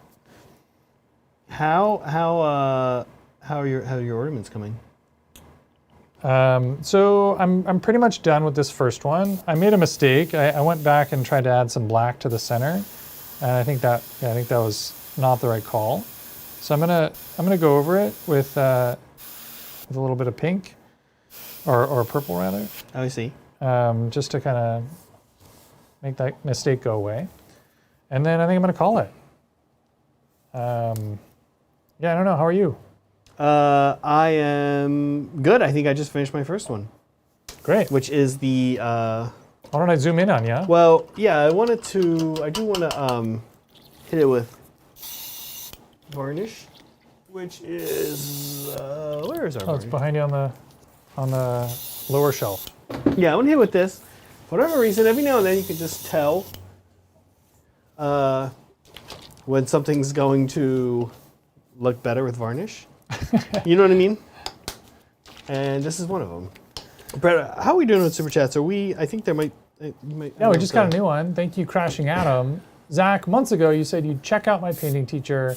Did you get a chance? He's at Sam Len's Artwork on Facebook and is very Frank Frazetta. Yeah, I think so, but I don't remember Crashing Atom. As soon as I put this guy down, I'm going to pull it back up and look here on my phone, which is off to the side here. I'll grab it and remind myself.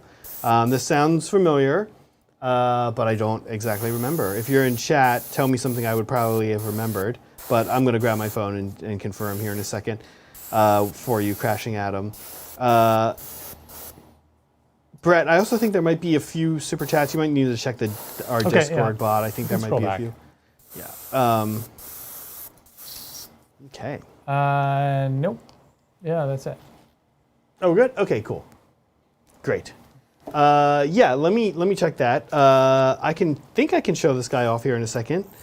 Once it dries from the matte varnish, just use the Vallejo Mecha varnish. Don't know why it's called that. It's a matte varnish. You know, what the Vallejo has a. They have a Mecha line. They have a Mecha line, and they have a matte varnish in their Mecha line, but they also have a matte varnish that's like not part of their Mecha line. Yeah, I wonder what the difference is. I don't really know. Yeah, I'm not super familiar. This one was the one that was available when I went to go buy matte varnish. Yeah. Like, oh, okay, I'll get that one. Okay, I think this guy's done. If we want to do the zoom, I think. So here it is. Pretty simple. We did some edge highlighting. I used so after we made the rust, one of the things you want to do is take like an edge highlight color, this is also the color I edge highlight it with, and you want to kind of like put it around some of the areas where the rust is. It kind of shows like the paint getting wet and rotting away. Yeah. Kind of the look, and that's it. So here's our first Titans Ornament. Ta-da! A green, Christmas green, grim dark, rusty on the bottom. Rusty on the bottom. Titan symbol. Sweet. And now back to my winter scene. Thank you, Ty. Cheers to a great year of hobbying with the GW vote underway. What's your mini of the year? Oh, interesting. Also, you see the upcoming speed paints from Army Painter. I have not seen those speed paints from Army Painter. I guess I can look those up too. Yeah, I think it's a competitor to Contrast. Oh, okay. That was my initial assumption based on the name. Yeah. I think everyone's trying to get in on the Contrast game, which is cool. Weirdly, Zach, I have not ever used Contrast paints, and I think part of me was like, just a little bit, like I just kind of bought into Vallejo when I was getting back into the hobby a couple years ago, and And then GW came out with contrast. So like this was like right around that time that GW came out with contrast is when I was restocking my hobby area with paint, and I was just sort of like annoyed. I was like, come on. I just spent like $200 on paint to get everything going, and now what? I'm gonna like, and there's a lot of questions about whether it was good or not, what you were gonna use it for, and GW was trying to like making all these wild claims about what it could be used for and what it should be used for, and the hobby community was very sort of mixed on it. Like some people were like, this is great. Other people were like, why would I use this? And so I just didn't have a good consensus on it. What's hype, what's not hype, what's real, what's not. I don't know. I just, a lot of that, I was just like, no, I'm not going to do it. I'm not going to buy in. And so I don't know, intentionally avoided it, it's the right word, but just, I haven't had a good opportunity to really see what it's all about. And I feel similarly. You know, I saw Duncan Rhodes is launching his own paint line. I feel kind of the same way. I'm like, is this solving a problem for me? I don't know. I don't really have problems. I enjoy painting. I'm learning new techniques. I'm figuring it out. Anytime somebody is trying to sell me something, I'm immediately wary. Like, if you're going to tell me a way that I can use my existing products and tools to like better effect, cool, I'll listen to you. Like, you obviously don't have an agenda. But as soon as you're like, hey, buy this product, it'll make you better at painting, I'm immediately like, will it really? Like my like alarm bells go off in my head. Yeah. So. Yeah, I wasn't using contrast. I used a little bit of it when it first came out. And mostly I use it honestly as like a stickier wash. I think it's like it feels like a clingy wash. Right. I haven't used it a lot through airbrush yet. I've used it a little bit through airbrush, and it does kind of the same thing as Citadel Shade through airbrush, I feel like, but just like it's thicker, so it's like a little, thicker, I guess, a little more opaque. Than the shade. So I think I probably will use it in conjunction with shading, with shade through an airbrush. That said, you can also just kind of like put a second layer of shade over the area you want to be a little darker. Yeah, so. I think my opinion on it was tainted by the time when it came out. Like if it already was out when I was like sort of getting back into the hobby and like that time frame, I think I would have just been like, cool, contrast paints, that's neat. Yeah. I don't remember those being a thing. Let me try it out. But like, yeah, I don't know.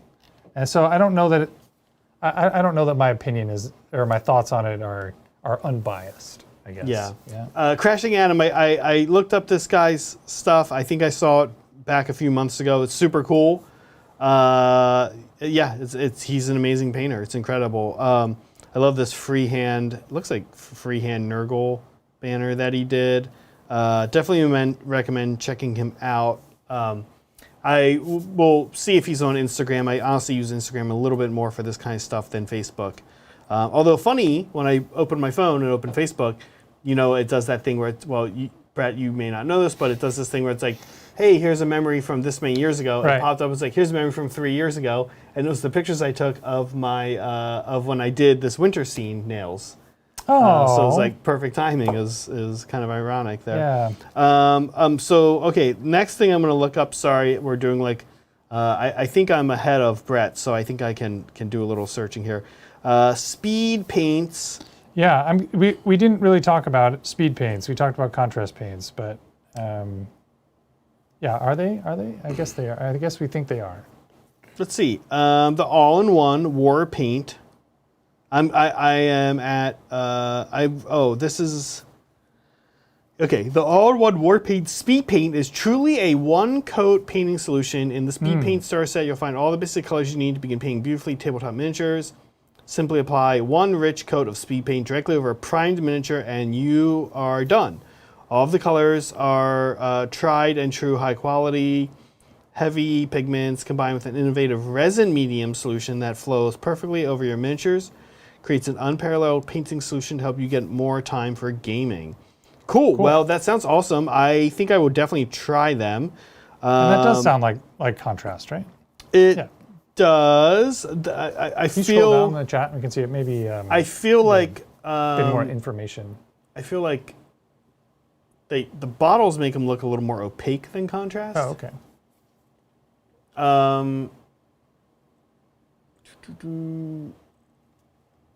Yes, we did forget Liberty Fire's super chat where he just yelled Brett. Oh, Brett. okay. Liberty Fires, thank you. It says Brett. Brett. Yesterday he also super chatted yelling Brett. Thanks, Liberty. Yeah, we have a Brett fan, ladies and gentlemen. Okay, I did see somebody talking about these speed paints. Contrasts are thin, but not heavy enough to recess themselves. I hope they're incredibly airbrush though, and they look beautiful. The AP speed paint is heavier and recesses itself, crashing, I'm saying, and for fast army painting, have looked really good.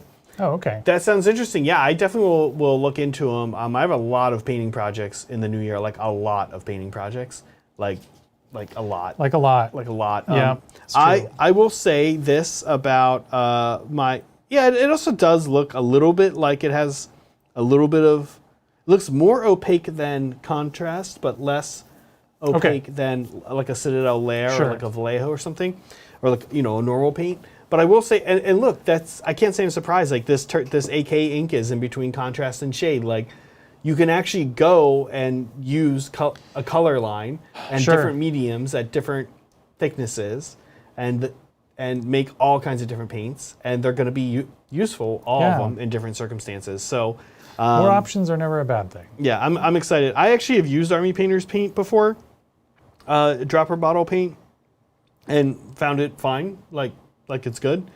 I feel like I've heard people complain about it, but I've never had any problems with it. Looks exciting. I'll definitely give it a try. Okay, I'm done. You're done the electric one? Done. You're on to chipping? Well, I haven't revealed what my next project's going to be. You did. You did say it's going to be. Okay. Well, why don't we put our first projects on the Glam Cam? Okay. And this is our halfway point. Here we go. Oh, and Megan, we can put Megan's on too. She's off camera. Oh, Megan did. Let's see. Should I let you? I went to Glam Cam maybe too early. Okay. As you try to figure out. Oh, we also have the Glam Cam light on. I'm realizing, Brett. Got it. Can you turn that on, Meg? I can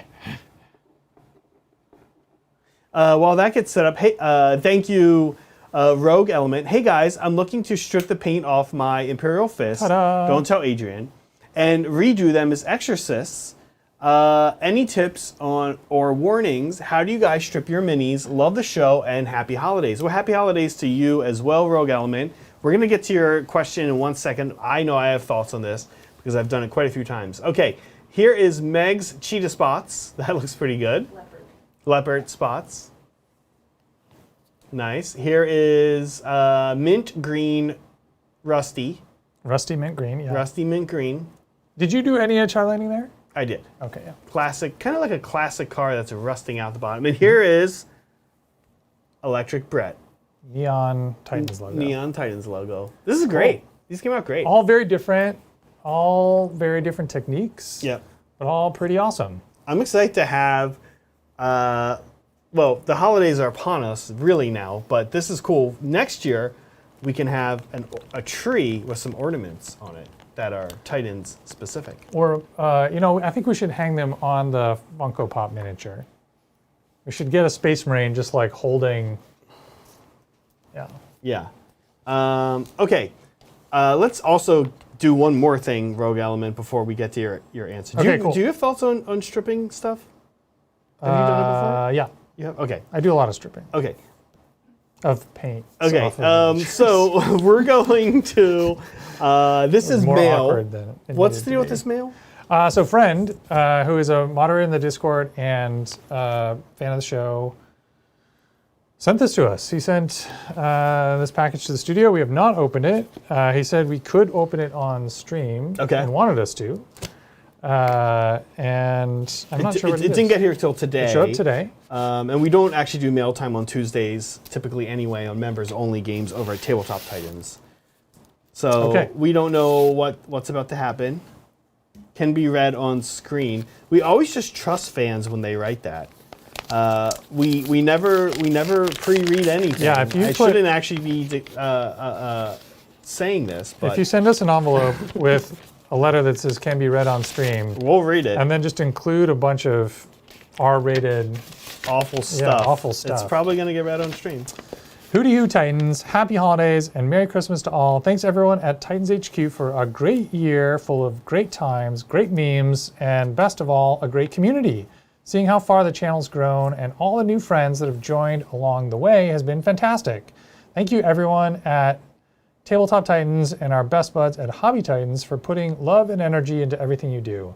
Please enjoy this treasure that I send to you. Big love and best wishes for another great year. And remember to always be caring. Your friendly friendo, friend. Thank you, friend. Yeah, like we do try to put a lot of love into the things we do.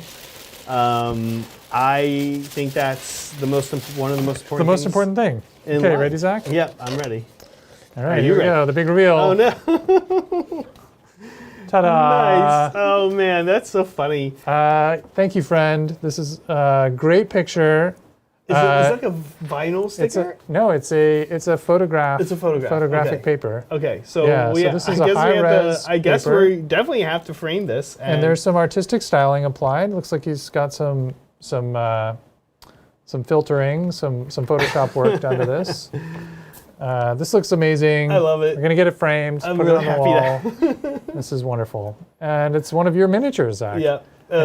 We've already talked about these windrunners that you painted. I'm excited. Okay. Thank you. That's amazing. So much, friend. Yeah, I'm really happy for that. This is beautiful. To have that. Man, we got to figure out where we're going to put that. Yeah. Meg says in the bedroom. Speaking of Meg, she wanted me to open a present on stream that she got me. Oh, okay. And so you have no idea what this is? I have no idea what this is. She said it's like a good thing for me to open it on stream.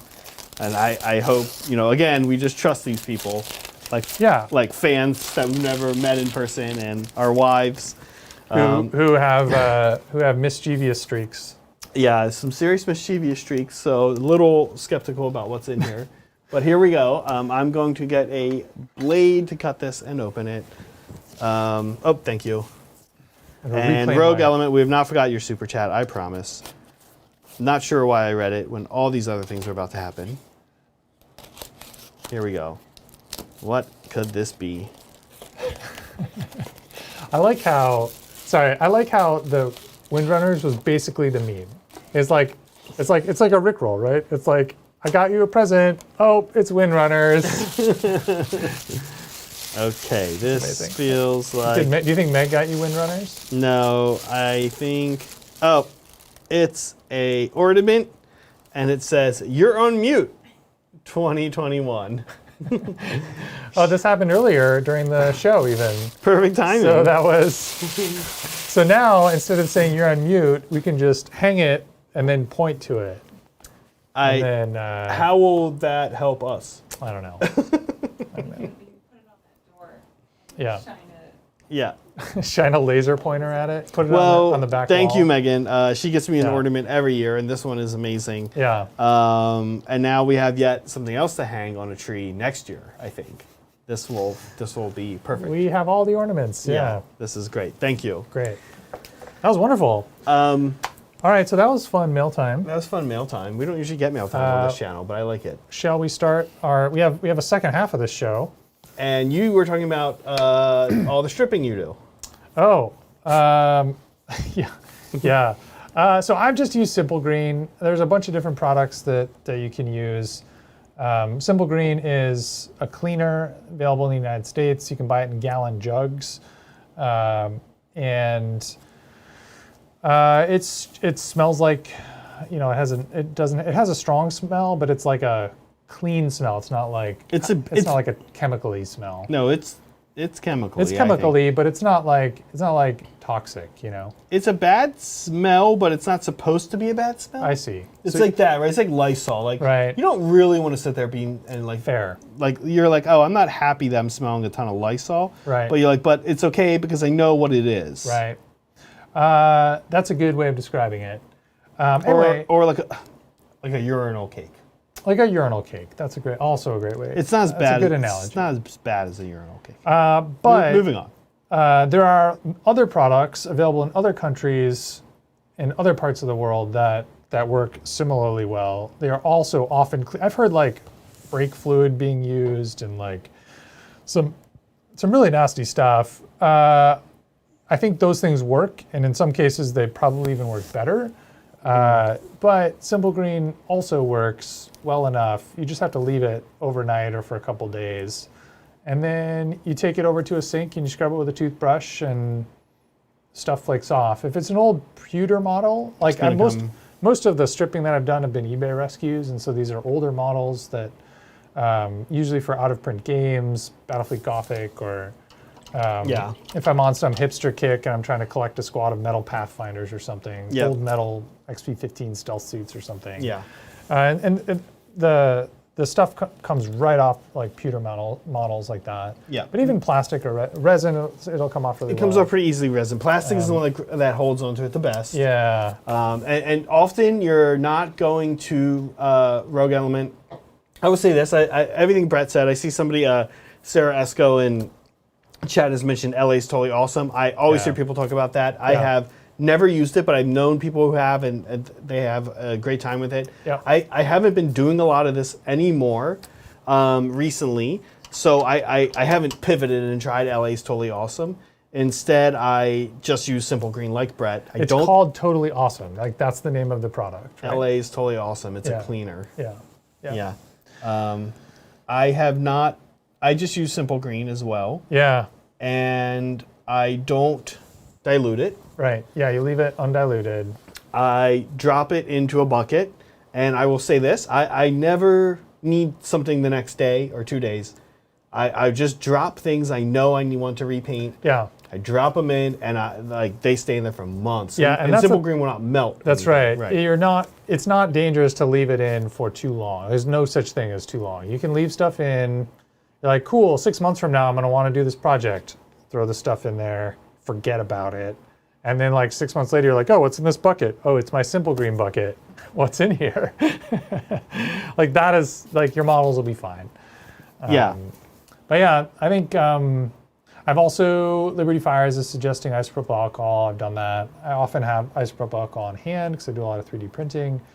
And so where primer, I'm trying to get every last bit of something off. I'll even do like a 2-stage thing. Simple Green first, get as much off with that as I can. Because Simple Green will like cause the paint to like flake off. It stays sort of mechanically in, like it'll almost like peel off in sheets from the model. Isopropyl alcohol like dissolves the paint, and so you end up with like colored isopropyl alcohol when you're done. It's a solvent, and so you can't really reuse the isopropyl alcohol after a while. Certainly not as like for cleaning other things because it's now like dirty, Right. But Simple Green, you can just like filter up the like physical particulates that are at the bottom of the container and like reuse it. It's kind of gross, but yep, absolutely. Yeah. But yeah, thank you. Yeah, and the one thing I would just add, Brett kind of alluded to this a little bit. The one thing I would just add is, like Brett is mentioning, you are not, if you just use zoom in on these X. Yeah, if you just use Simple Green, you are not going to get all of primer off. If somebody used, especially if they used a primer like they're supposed to use, like a model primer. Yeah.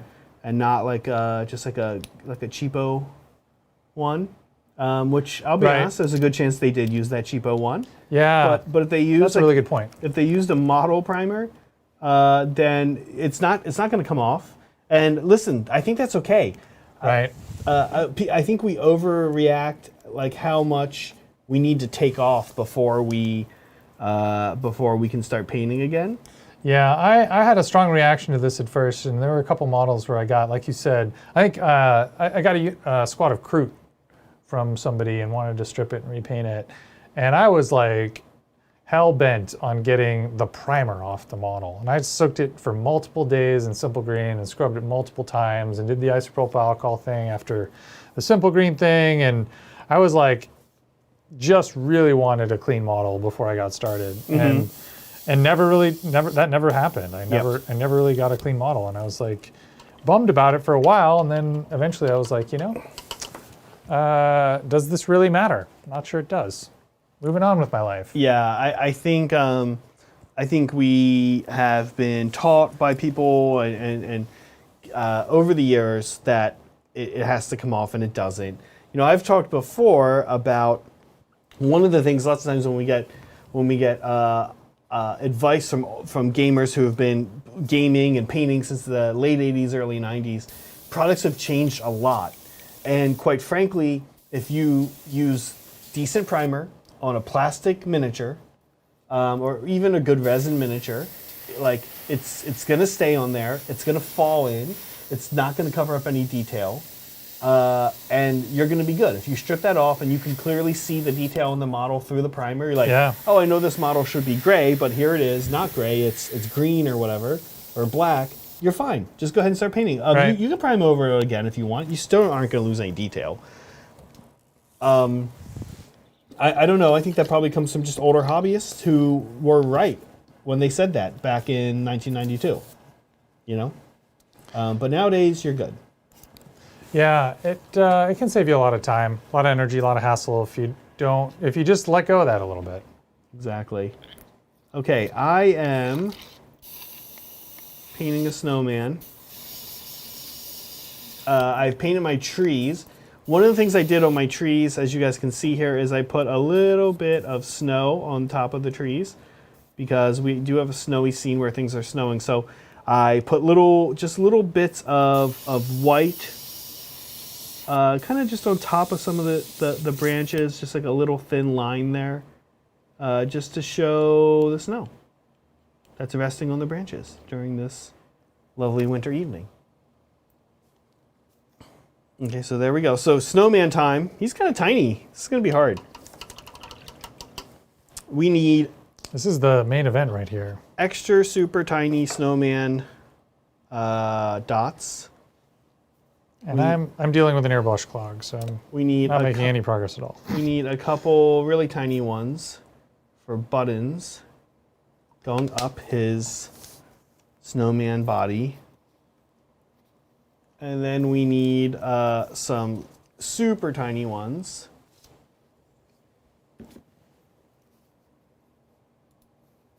for his eyes. Which of those is the hardest button to button? You probably can't talk right now. I probably could talk right now. Okay, there we go. So there's his little eyes. He's looking this way a little bit. Probably not what I would have chosen to do, but it's totally fine. And now he needs a little top hat. So here's his little top hat. Aw. That looks so good, Zach. You gotta be real careful. If you feel like something's going wrong, you stop.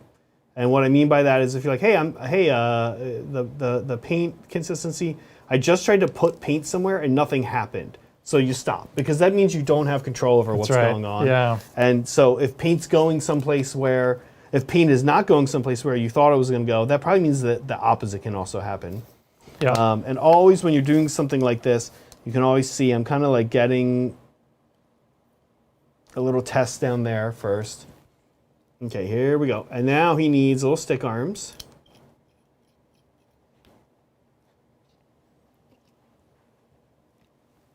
There we go, a little stick arm there. And a little stick arm there. And there he is. Now, I actually think I would like to add a scarf to him. Ooh, because honestly, on my test, my test that I did earlier today, here's the test. I did add a scarf because I liked sort of the little splash of color that it gave us. And my test was a little larger than this, but I do have the Mephiston red, so I'm going to give him a little red scarf. Yeah, I think it adds a lot. Little Yeah. splash of color. So we're going to give him just a tiny little red scarf here.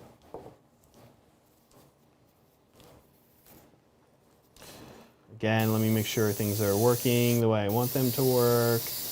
I don't need a lot of paint on this brush, so if my test is like, if I load up the brush,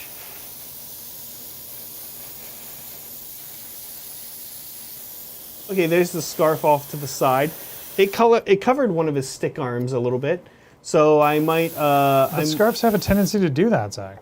I know, but that's okay. I want the stick arm to be there, so I'm just going to go ahead and have it really cover the stick arm.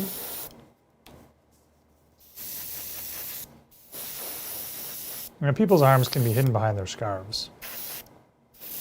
It's a thing. It can, but it doesn't read well, right? So I'm going to go ahead and paint the stick arm on him You gonna again. redo it?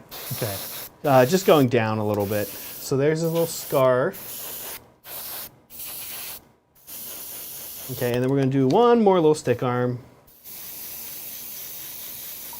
If you're keeping track at home, this does technically mean he has 3 arms. Aw. He's an alien. He's an alien snowman. This stick arm is going to go down like that. And now he's kind of got like a Broadway pose. And I like it. There he is. Our tiny little snowman. Snowman on this side, trees. No snowman on the side, just trees. I like it. Okay, so there are a few steps left on our snow scene, and one of them is kind of scary, which is that we need to have snowfall. And snowfall needs to be brighter and more vivid than the stars because it just does, right? I don't know why it does, but it's going to be. And here we go. I'm taking my Ars acrylic, I'm taking my little clay tool, and I'm just going to start I'm going to start, as always, with a test. And then we're going to start putting snowfall. Look at that, little snow bits. And so you're doing little snowy dots now, I'm doing just like snow- I was doing star dots earlier. Yeah, and I want them to actually be quite opaque, not kind of translucent like the stars. The stars are kind of hiding now. There we go.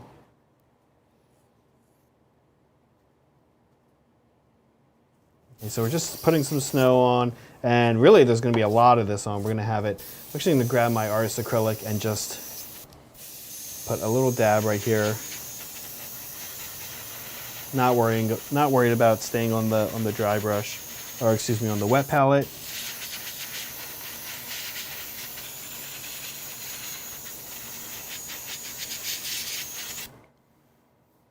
And there we go, little snow bits. Brett, I think there's one more super chat. All right, yeah, let me check. Ah, my mouse cursor disappeared.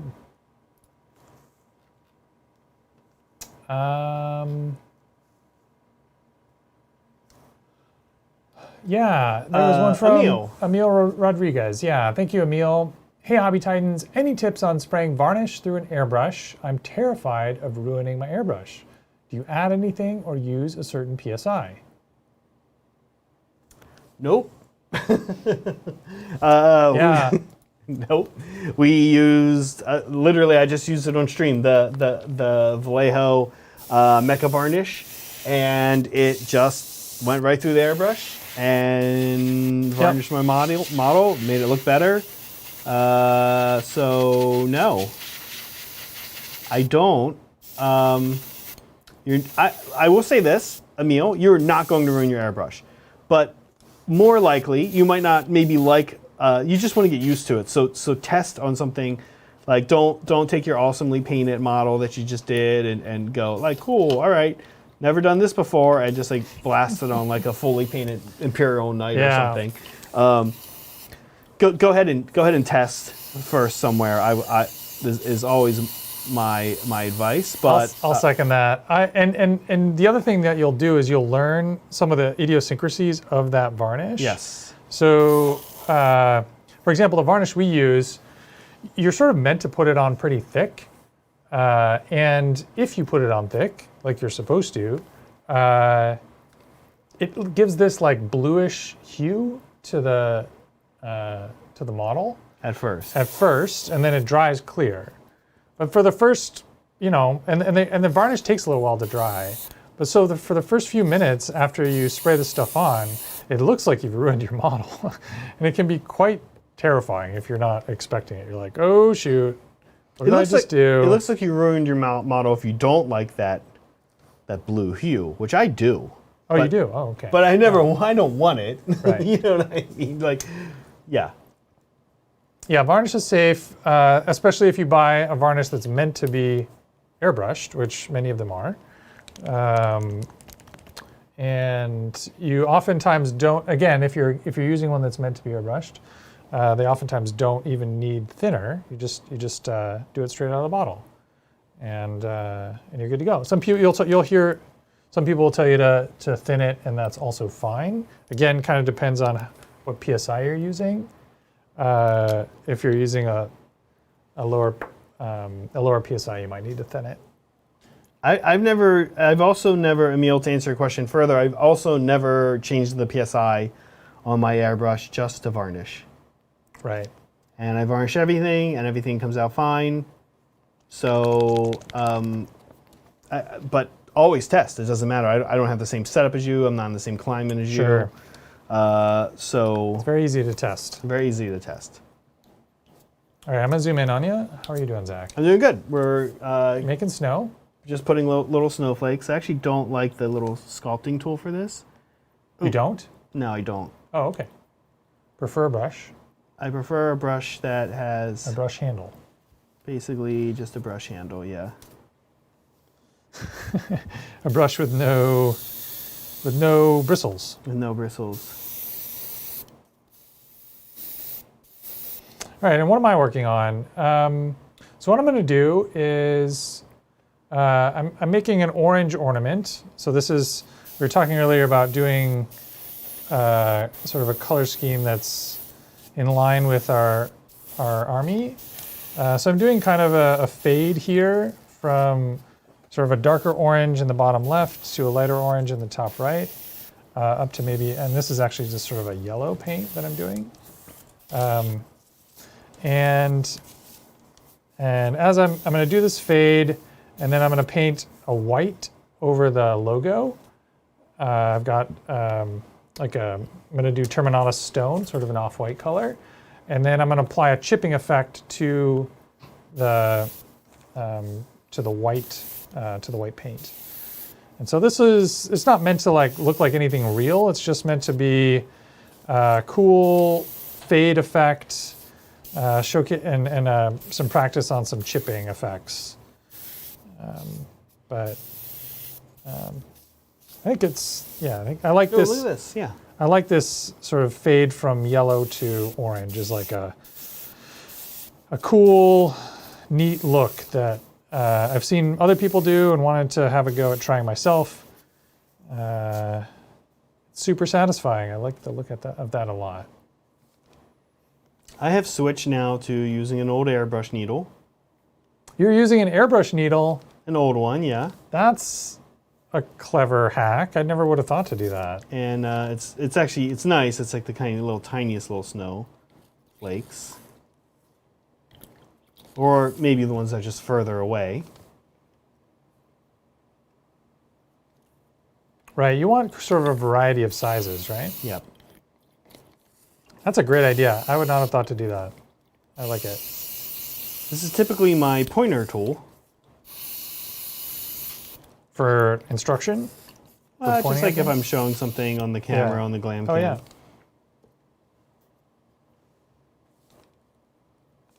That's cool.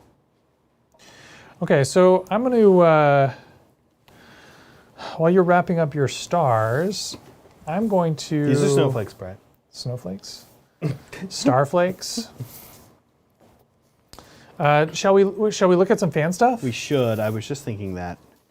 Because I've got to let this dry, this airbrush dry for a little bit. We actually have some really amazing fan stuff. This week was another week where like things were kind of crazy good. What kind of Space Marine is that? Is that a Templar? That's a Templar, I think. Yeah, he looks like it. It looks like he's got the new Sword Brethren shoulder pads. And he's got the red accents. See, I'm like learning what these things mean, which is cool. I love it. He's a Grimdark Templar. He's got, yeah, that's definitely the new kit because he's got chains on his gun, and he's got embossed shoulder pads. Yeah, that's great. He looks great. It looks like he's done. Amazing. It looks like he's not done a lot of blue on this guy. Right. Is this why you included him in the fan stuff, Zach? So you knew I'd gush over his not blueness. Yeah, I thought that it kind of reminded me of how you do yours, and it's really nice. What I've got to look forward to. Yeah. Awesome. This is great. This guy. Oh, is this Bryce's? That's Bryce. Yeah. Yeah, I don't think he's in chat today, but this is our friend Bryce. He's a local boy, and he's a great painter, and he's been working on this Vermin Lord for a couple weeks now. He's been working on his kind of centerpiece for his Age of Sigmar army, which is Skaven, and yeah, this is a Vermin Lord. I've not played against this army ever, but I've only been playing Sigmar for a few months, so. And I don't think it's like supposed to. I think it's kind of an old army, hasn't had an update too. Those recently. horns look amazing. Really excited to get a game in with Bryce. Really excited to see this guy on the tabletop. Really excited to smash into him. He just needs a base and just mortal wound him off the board right away. Wow, Zach. Well, look, normally I'm gonna move nice on and friendly. before this gets too dark. I'm normally nice and friendly, but this is Bryce, and him and I go back. So Bryce, I'm coming. You've got for history. You. Yeah. Who is this? I don't recognize I this think model. this model's called a Gaunt Summoner. Is this an AOS model? I think it actually can be used in 40K as well. If somebody knows, correct me. It's a Tzeentch thing. I've always loved this model. It's so Tzeentchy, but I think it is. I'm pretty sure it can be used in both. If anybody knows, please tell us. The robes look amazing. I don't know if that's why you included them, but after having spent some time on the stream learning about glazing with Kat a few weeks ago, I have so much newfound respect for the work that goes into these cloth and these robes. This looks great. It does look great. Next up, we have a dragon. Man, Zach, lots of AOS here. This is great. Is this a conversion or is this an actual AOS dragon? No, this is the AOS dragon. Okay. This is like not a baby dragon. These are the so-called baby dragons, right? Yeah. Yeah. Those wings are amazing. Yeah. And Brett, do you want me to? So I can click through. I feel like I might be like 20 minutes ahead of you. Oh, sure. Maybe. Yeah, I was waiting to dry, but I think I'm good. I'm gonna start doing my brushwork now. Okay, so yes, there's a front picture to this too. I included the back picture because I thought it showed the wings, which were really quite striking. Very well done. Really cool. Yeah, lots of cool stuff this week. Like I said, here we go. Excited Tyranids. So much Tyranid hype right now. Oh my gosh. People are really excited about Tyranids. It's cool to see people excited about Tyranids. And look, I will say this. How cool is the Tyranid hype considering it's not even a new book? That's right.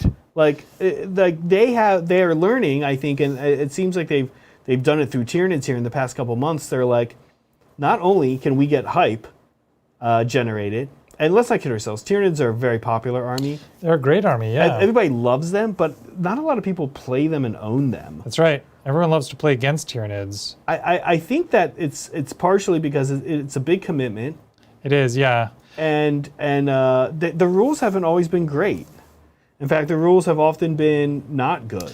The rules haven't always been great, and I feel like it's hard to, at least for me. I mean, I guess everyone plays Warhammer for different reasons, but if you're like a narrative player and you like to imagine yourself, as the commander of your force, and you're like, A LARPer. If you're a LARPer. If you're a LARPer like me, like Brett. You know what? We should. I'm not making fun of LARPers. You know, I've never actually LARPed before. I feel like I would enjoy it though. Anyway, I think I would like to see Brett LARPing as a fire warrior. Yeah, I'd be totally into it. 2022 is just getting started here, so it's 365 days in a year, folks. Anyway, my point is, the point that I'm making is that it's hard to LARP as a Tyranid player. Be like, I'm gonna because you can't imagine what they're not like, they don't have personalities. They don't have like hopes and aspirations. They don't, they're not like a tragic hero. They're not, whatever sort of thing that you imagine your commander is. Like, it's hard to imagine, get in the head and be excited to role play or narrative up a hive mind that just wants to consume worlds. That's interesting. Let's come back to that. Do you disagree? I am not sure I 100% feel that I need that same connection. For example, while I do enjoy eating, my main Age of Sigmar army that my currently fully painted Age of Sigmar army, the Beastclaw Raiders, I don't really necessarily identify with them as getting on. I would love a pet Stonehorn. I'm not going to lie, but hopping onto a pet Stonehorn and riding across the lands and just eating everybody I find. Oh, I see. Doesn't necessarily. I guess this gets at the different reasons people play war games. Yeah. Because otherwise, you just have a lot of good guys and no bad guys, presumably. Unless you like being the bad guy and just are looking for a reason to get it out of your system so you don't rob banks all day. Oh, that's true. Now look, whoever Tyranid this is, if you're in chat, I'm laughing at what Ty's saying, which I now need to address, and I'm going to in a second. But what I will say is, if you're in chat, I'm sorry, we're going to take another second and not talk about this Tyranid. Look, I think it's a plus for you because this Trigon, presumably Trigon Prime, looks incredible. I know. I love this. I don't see a lot of sort of grayscale Tyranids. I see a lot of really bright, and this is the bright Tyranid look is one of the attractions to Tyranids for me. It's a reason to paint really bright models because they're unknowably alien. Who knows what these things look like? They can be any color. But the grayscale Tyranid look, this is genuinely terrifying. I look at this and I'm like, I'm gonna have nightmares tonight. Yeah, well, that's probably why. It sounds like you really think a lot about the army you pick and against the ones against you. Here's what I'll say, Ty, real quick. I'm not going to make fun of LARPers. LARPing is super cool, but here's the problem with LARPing. It's not dissimilar from any of these so-called nerd hobbies we all love. Sure. Is that if you get into any of these hobbies and you do it well, it's amazing. It is. Passerbys and everybody, people who are not nerd people, I like sports ball, but around here in Nerddom, we always make fun of people who like sports and say sports ball. Sports ball people have walked by and seen games at our narrative gaming club and like, wow, this looks amazing, and people get into it.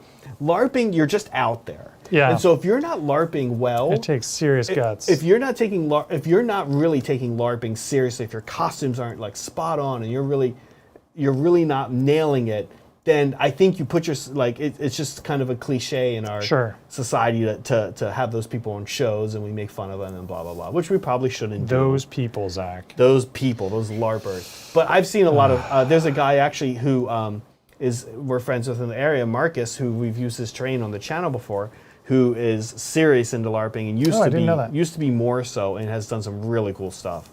So that's all I'm saying. Before this gets out of hand, I want to shut this down. Awesome Tyranid, maybe one of my favorite Tyranid paint schemes I've ever seen. I like this a lot. I want to see more of this army. Moving on, there is still more fan stuff, by the way. This looks incredible. Sorry, back to AOS, but he's got his name on here. Cedric. Yeah, Cedric looks incredible. keep going. Is that an elf or a human? I think it is a I think an Lumineth elf. something. Elf, yeah. They have the unit Dawn Riders, which are on horses, and I'm thinking this is either one of them, or the hero version, or the banner version, or a character that is also a Dawn Rider type character. Nice. It looks great. I probably should know, but I've only played Lumineth against them a few times, and I haven't seen a lot of Dawn Riders. They're super cool though. This just looks really great. Is that a bust or is that a 28? I think it's a model, scale? and I think he's just got a really good picture. I forget. Amazing. As I started this, I remembered the username of the past this person and the Tyranid one, and now I forget. So I apologize. But yeah, this looks good, and I think that they were showing this to kind of show the face. The face, yeah. That they were working on, which looks incredible. Incredible fan stuff. Soups, there he is. He's working on Blood Bowl. Soups, there he is. He's got Soups is British, but he's got like some serious Miami Dolphins vibes going on. Yeah, here. totally. I don't know. What faction is this? Do you know? Is this humans? I think it is the humans. Oh, okay. And he had more pictures than this, but I actually thought that this was the best photo he got. And this Blood Bowl team is really coming together. It looks amazing. Soups' painting has seriously exponentially gotten better since we have started this hobby stream, because we feature his stuff frequently because he always puts his name on here, and I will say that it has gotten quite good. Yeah, this looks amazing. What was the movie that the Miami Dolphins were featured in? Ace Ventura? That would be Ace Ventura: Pet Detective. Yeah. That's right. I wonder if there's any sort of tie-in you could do with Ace Ventura and Blood Bowl. Yeah, maybe. I don't know. Look. What was the guy's name? The quarterback's name? Dan Marino. Oh yeah, but then there was like another guy. Oh yeah. Okay. Yeah. The kicker. Dan Marino, the kicker. That's right. Yeah. Ray Finkel. Okay. And Einhorn. Finkel and Einhorn. Einhorn and Finkel. Okay. This is all I know about this movie. Okay. Interesting. So I will say that I don't know if it looks like Soups isn't in chat anymore, but I'm curious if he, as a British folk, was like, hey, I'm going Miami Dolphins. I do feel like they are a sports team that has a little bit of global appeal. You know, Dan Marino was big, and just the uniforms are very striking. Everybody loves Dolphins. So, or if there's just like, we're being American centric and there's like a cool British rugby or cool British soccer, or as they call it, football, also very possible, team that he's basing this off of. And I'm just like doing that thing where I'm like, Miami Dolphins, and Soups is like, what is Miami Dolphins? I have no idea what that even is. Super awesome knight.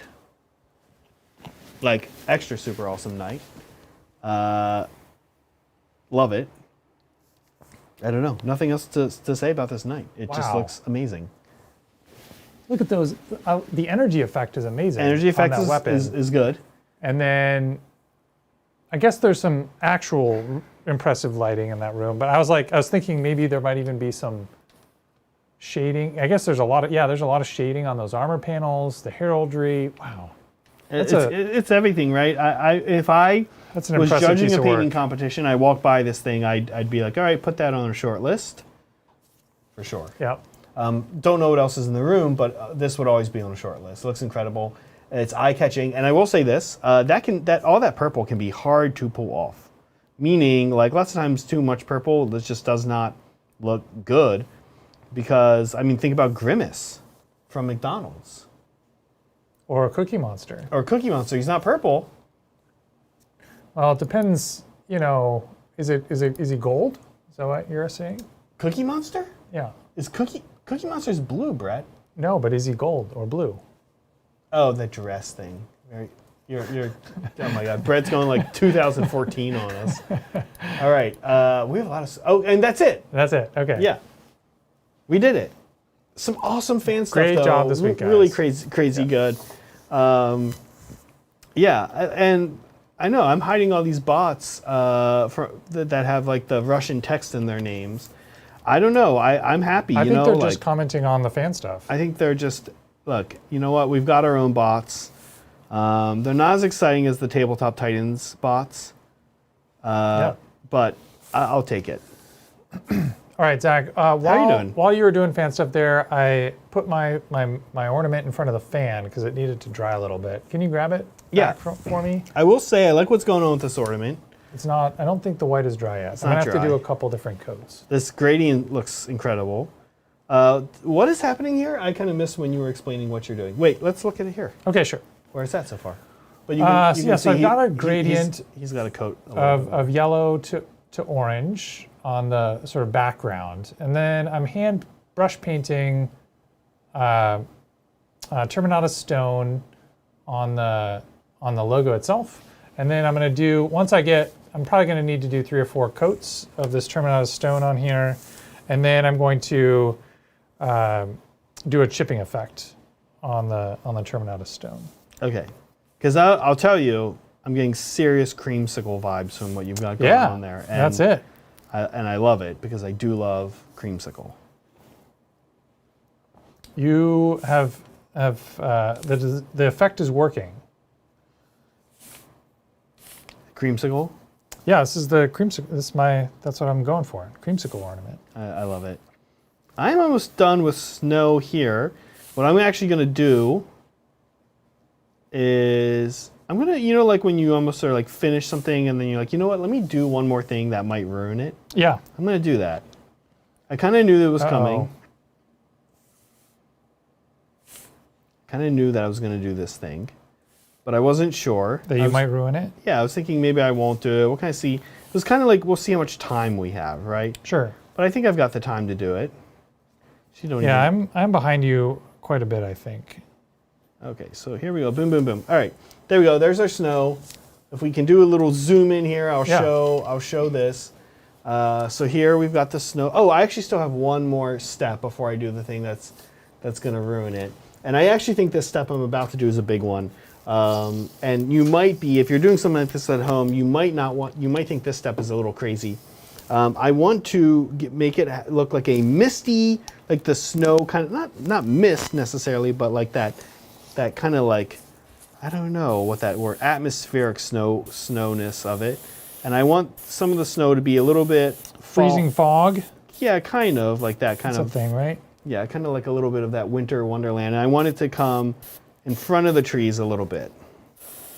And even in front of our snowman a little bit. So just kind of like you're looking through, and you can see, if you see the green that I have down there, you guys can see, look how subtle that white I'm adding is. I'm pulled so far away, and I'm just kind of doing a few passes until I get it where I want it. Okay, that's where I want it. Nice little misty snow thing going on there. Oh, that's amazing. Okay, now, looks so good. What I'm gonna do is we're gonna add real fake snow. Real snow effect? We're gonna use some real fake snow. I was wondering if you were gonna do that. Yeah. That's why they were here. It keeps rolling. More AK again. Oh, look, it's labeled on the top. Okay. Promise. We don't have an AK agenda here. Not that I think anyone's complaining, but if you were. Yeah, so you're using a basing product on your diorama. Exactly. I don't know that Brad, I'm comfortable calling this Christmas ornament a diorama. Really? Okay. A shadow box? A shadow? It's not really a shadow box. Yeah, I was just calling it an ornament. Am I? But it's got a scene painted on it. Oh, I guess that's true. Okay, so where do I want It's got a little snow globe, right? On my ornament? I'm going to be really careful with this, by the way. I don't want to overdo it. So where would snow land? It would land on the top. Okay, I actually typically believe it or not. This is meant to be like macro snow on top of your. This isn't meant to be like snow in the ornament. This is like snow actually on the ornament. Snow actually on the ornament.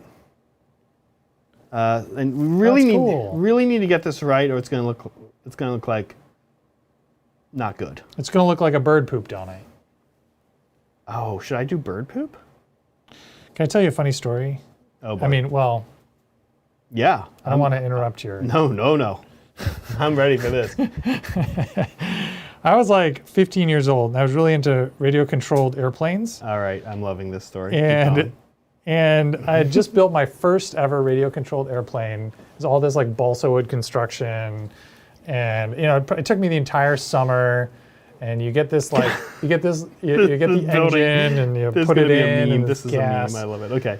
And you spend all this time, and you do the wings. You have these plans. You have to like use these little pins to like tack down those different wing spars. And I spent the whole summer occupying the dining room table in the house I grew up in. And How old were you? I was 15. Like I was in high school, Okay. early high school, and I spent the whole summer doing this. And you get this stuff called monocoat. It's this like film that you put on the outside to actually form the skin of the airplane. It's this plastic film, and you Oh, I've seen this in iron it on. I've seen this in model train stores. Got I it. think, actually. Okay. Yeah, you iron it on to attach it, but then in the area where it's like spanning a gap between 2 points of attachment, it will shrink if you heat it up with like a heat gun. And so you sort of iron it on around the edges, and then you heat gun it in the center, and it sort of shrink wraps over the whole thing. Anyway, I did this whole plane this way, and I did 2 colors. It was 2-tone. There was like a turquoise, metallic turquoise, and like a metallic pink. Very similar to like the ornament I just did, the pink color I did on the first ornament. Okay. And I did the whole thing. I built this model. I covered it with this stuff. And then I was like, you know what I'm going to do is these splotches. I'm going to do these like splotches of white paint. And for some reason, I thought this was like a good idea to like put these splotches of white paint on the outside of this model that I just spent the entire summer doing. Why? And I don't know. What were the splotches?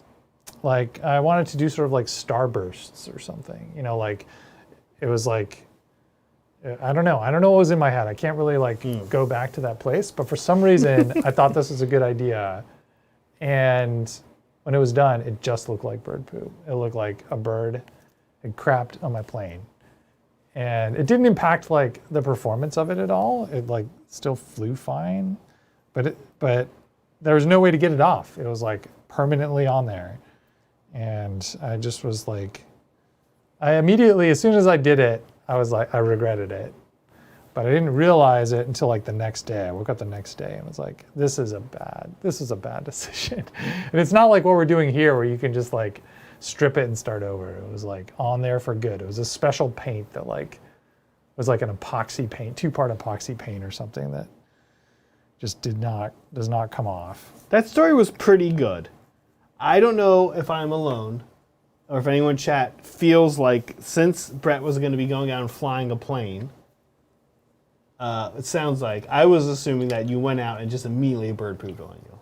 Oh no! I mean that could have happened. You're right. Would not have been too far off. So wait, was the plane functional? Like was it like a remote Yep. control or something? Yep. That's pretty cool. It was made of Just in front balsa of wood. the fan. Yeah, plywood, hobby grade plywood, and balsa wood. Yeah. Like what? I'm kind of curious what ultimately happened to that plane. That's a good question. So while I was in high school, I flew it at a local radio-controlled airplane club.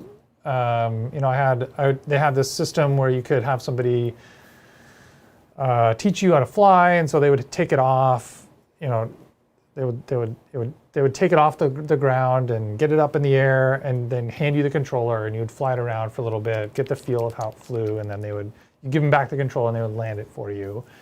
And eventually, you sort of take over more and more of the functions of the takeoff is sort of the next easiest part. So you take it off, fly it around, and then they'll land it for you. And eventually, you try to land it yourself. And I just barely got to the point where I was like starting to do my own landings, and then I just kind of stopped. Okay. Like high school got too intense. It was sort of my experience that I had that you had with video games.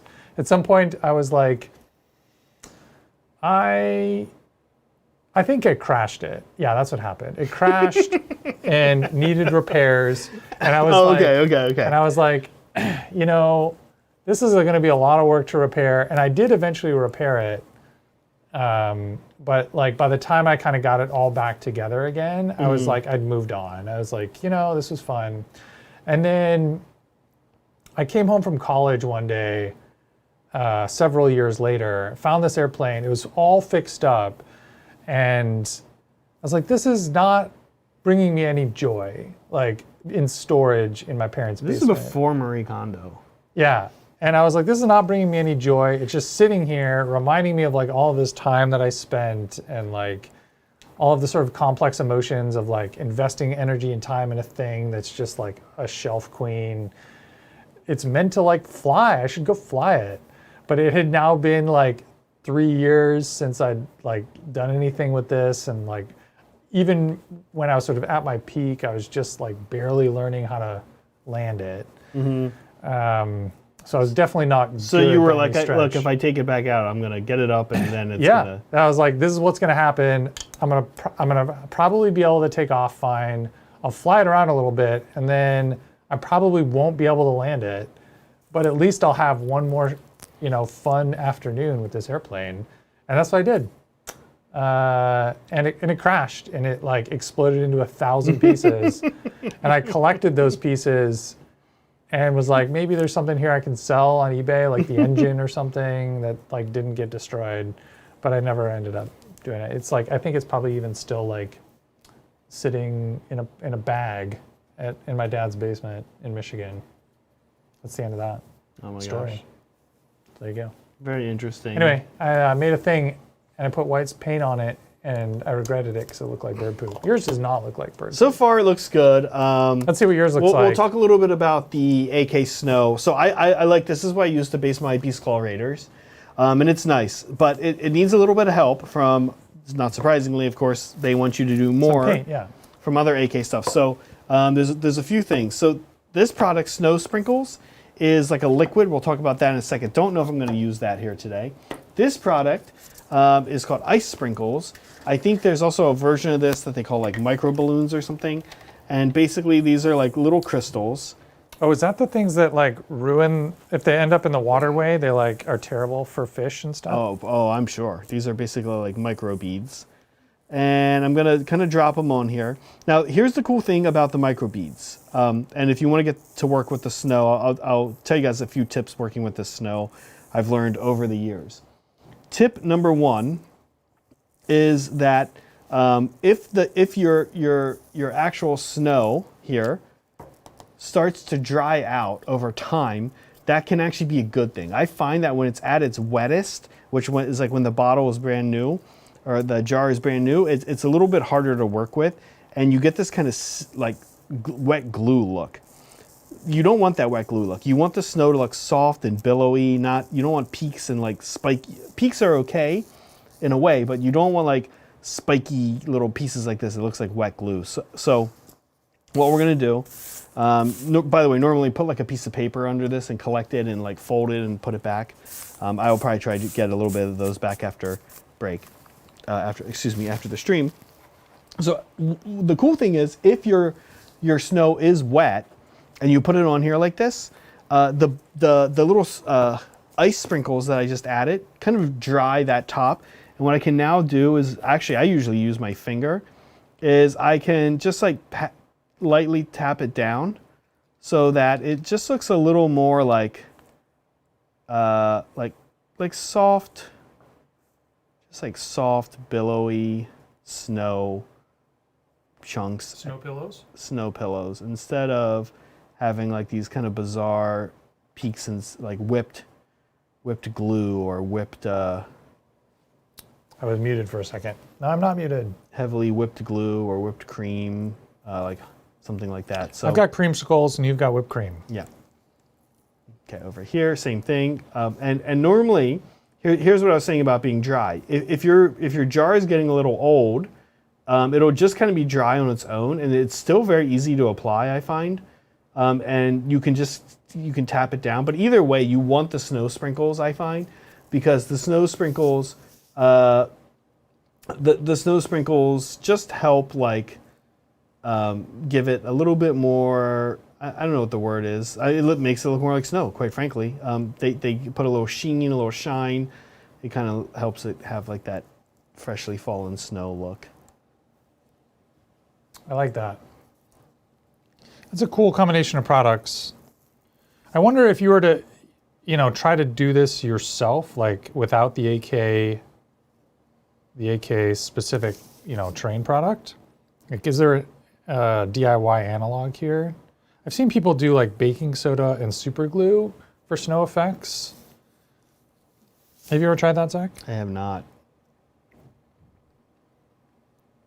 No, I haven't. I've also seen, I know there is like a DIY version of it, like you're saying. Frequently I find that basing on snow is, doing snow bases is often looks not good. Yeah. And I think one of the things that people do is they don't put enough on. They put like a few little little spots. This is one of those things that I would definitely, like you say, I would go the extra and like spend a little bit of money on an established product, because it's easy, I think, to mess up snow bases. Yeah. Either not enough or kind of wrong texture or wrong, look at a guide and, or practice it on an ornament. Yep. Now the other product I have here, Snow Sprinkles. I'll show you guys what this is, and I don't think I'm going to add any of it. What this does is it kind of creates like, it looks gross, but it when it dries, it kind of is like a film type look, like a film of snow type look. By the way, all of AK products for their diorama stuff, I really like a lot, any of them that I've used. But I will say, if you're trying to figure out what they look like and what they do, AK's site not good. The packaging awful. Everything just looks like a mess of a whirlwind. Like, Brett, can we zoom in on this? Like, yeah. Here's the product. You're like, okay, Snow Sprinkles. What does it do? And here's the picture.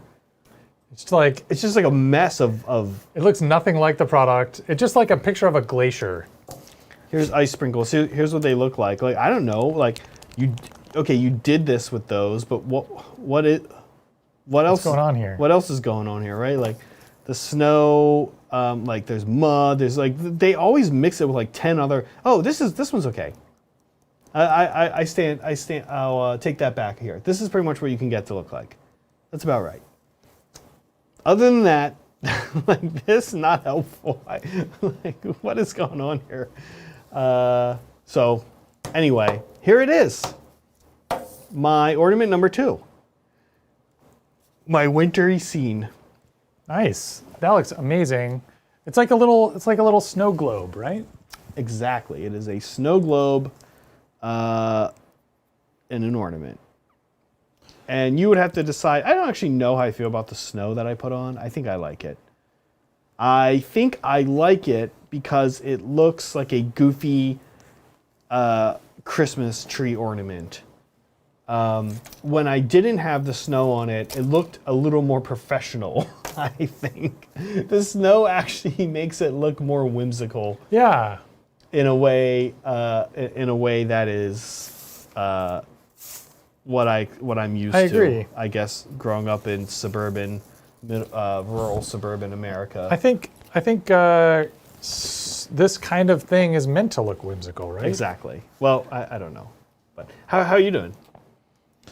I'm doing okay. This looks really nice. I've been slowed somewhat by the waiting for my my 3 thin coats of Terminata stone to dry.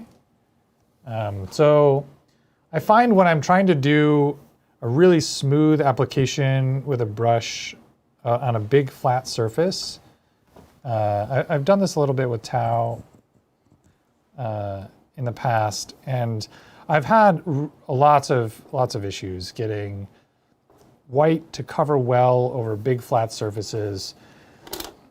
And the only way I really found to do it is just add a ton of water, and it basically becomes almost like an ink or a wash, and do many thin coats. And so you just pool it up and let it sit there for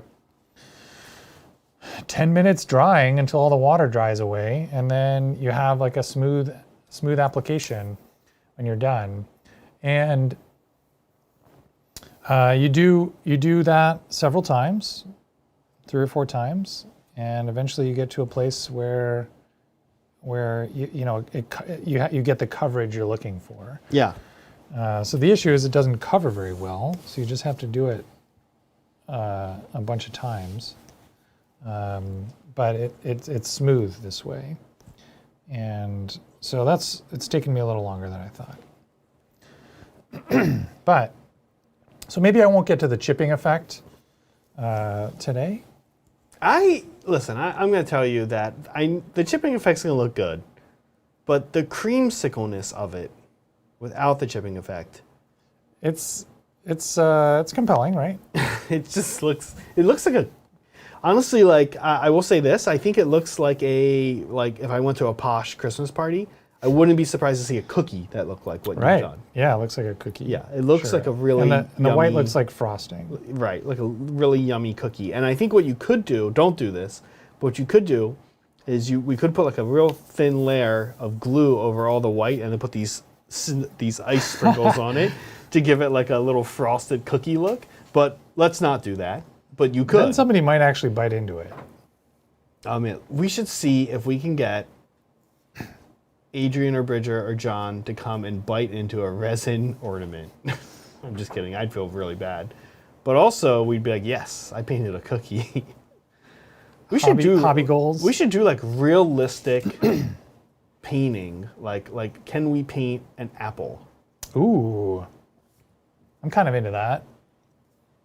Yeah, we could 3D print the cookies, and then we could 3D print cookies and paint them, and then see if we can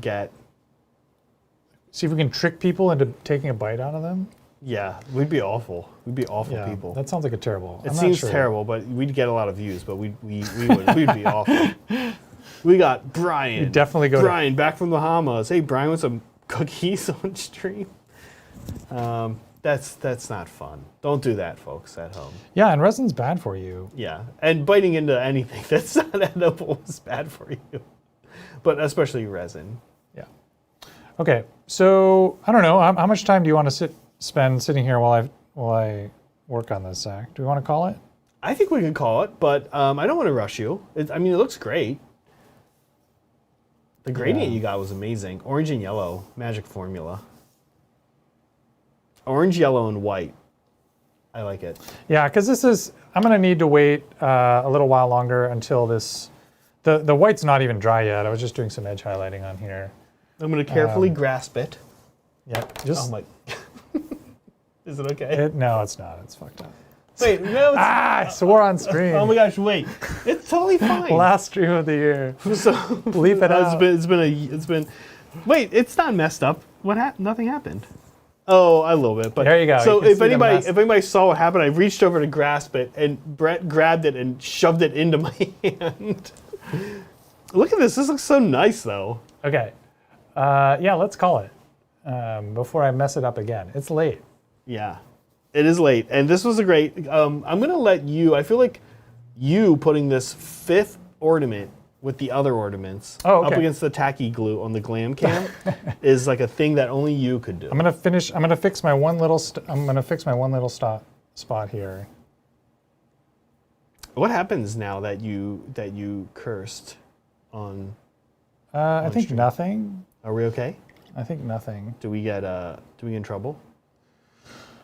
I don't know. If somebody flags it as having bad language, maybe we'll get in trouble. Can you imagine? Can you imagine somebody watching the whole thing? I don't know how this works. Watching the whole thing, getting to 2 hours and 40 minutes in, and being like, "Man, I like these guys. I like the stream," and then we accidentally say a word, and then they're like, "Oh my gosh!" and then they flag it. Yeah, I don't think anyone's going to do that. Do you want something else? I want something bigger around, like your terrain. Yeah. Cool. Okay, I'm excited.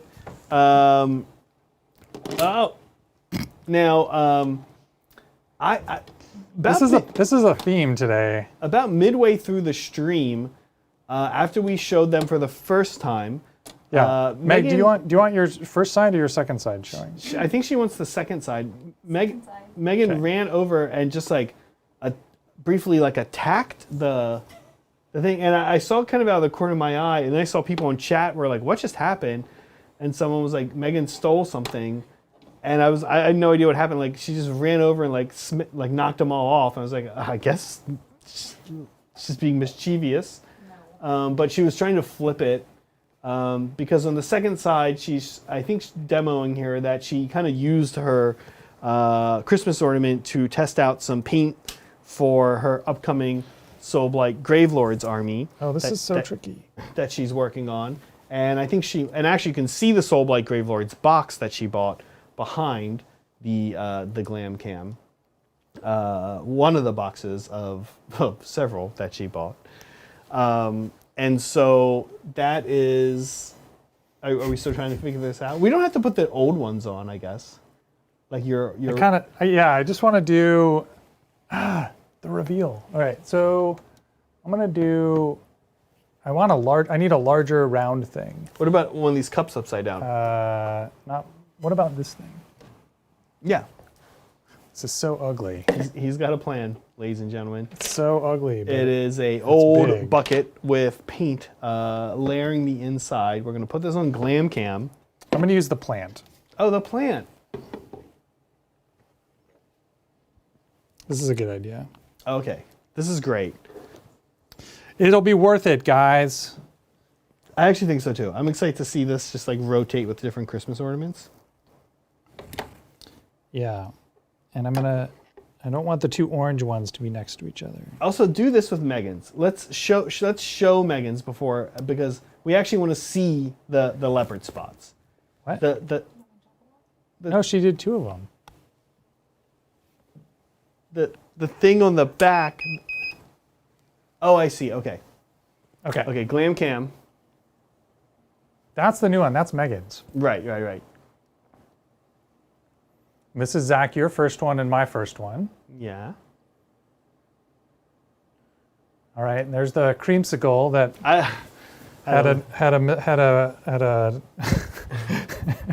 a wardrobe malfunction at the last minute, and your winter scene, holiday scene. And there we go. There we go. Thank you, Michael Cody. He says, swearing and poisoning people. You're getting me nostalgic for the magic of my childhood Christmases. Yeah, I think so. The poisoning people thing is compelling to hear more about. And the swearing, I can't say I'm surprised. Yeah,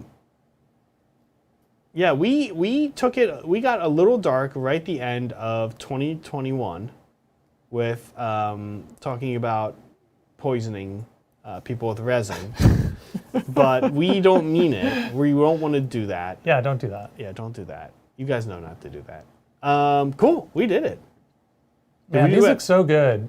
These are fun. When we had this idea for the stream, I was not sure what we do or how it would come out, but these are all very different and all super interesting. I love it. Great job, Zach. Yeah, you too. Great job, Meg. Yeah, great job, Meg. I like yours. I like the idea of these all being up on a Christmas tree sometime soon, such as next Christmas. And I look forward to that. Awesome. Did we do everything? We did. Yeah, we did everything. We did everything. We had to opened mail. We had to look at all the buttons. Yeah. We did fan stuff. Yeah. We did mail time. We did our topic for the day. Yeah. Well, we do not have a show next Wednesday because we are all traveling. We're done for the year. We're done for the year. We will be back, I'm pretty sure, we will be back 2 weeks from today. It'll be 2022. Brett will still be traveling, but Kat will be back. We have been pulling Kat onto the stream and being like, okay, paint this, okay, paint that. So we are letting her pick what we're doing. I believe it's pretty low key. I think we're just painting a mini from a whole new game system. She's into Conquest, the Last Argument of Kings, and so I think we're actually going to be painting a Conquest Last Argument of Kings model, her and me. I don't even know what I'm painting yet. I have to kind of pick a faction and decide. I'm excited to see, what you choose and how those models look. I've never, I've seen them in the store, but I've never seen the models in person. They're scaled up. They're a little bigger. Okay. Which is I'm compelling. into that. Yeah. Cool. And I think that's it. We do have some stuff. Be on the lookout. We have a few things coming out over the next month. Yeah. Beyond just streams, just some VODs. So be on the lookout for that. And I think that's it. Brett, anything else? What do you think? No. Happy New Year, everyone. Yeah. Thanks for hanging out with us in 2021. Yeah. We hope you will continue to hang out with us in 2022, and we'll see you then. Yeah, guys. As we say, especially in this peaceful and festive time of the year, be kind to each other, be kind to yourselves, and always be creating. See you guys. Bye-bye.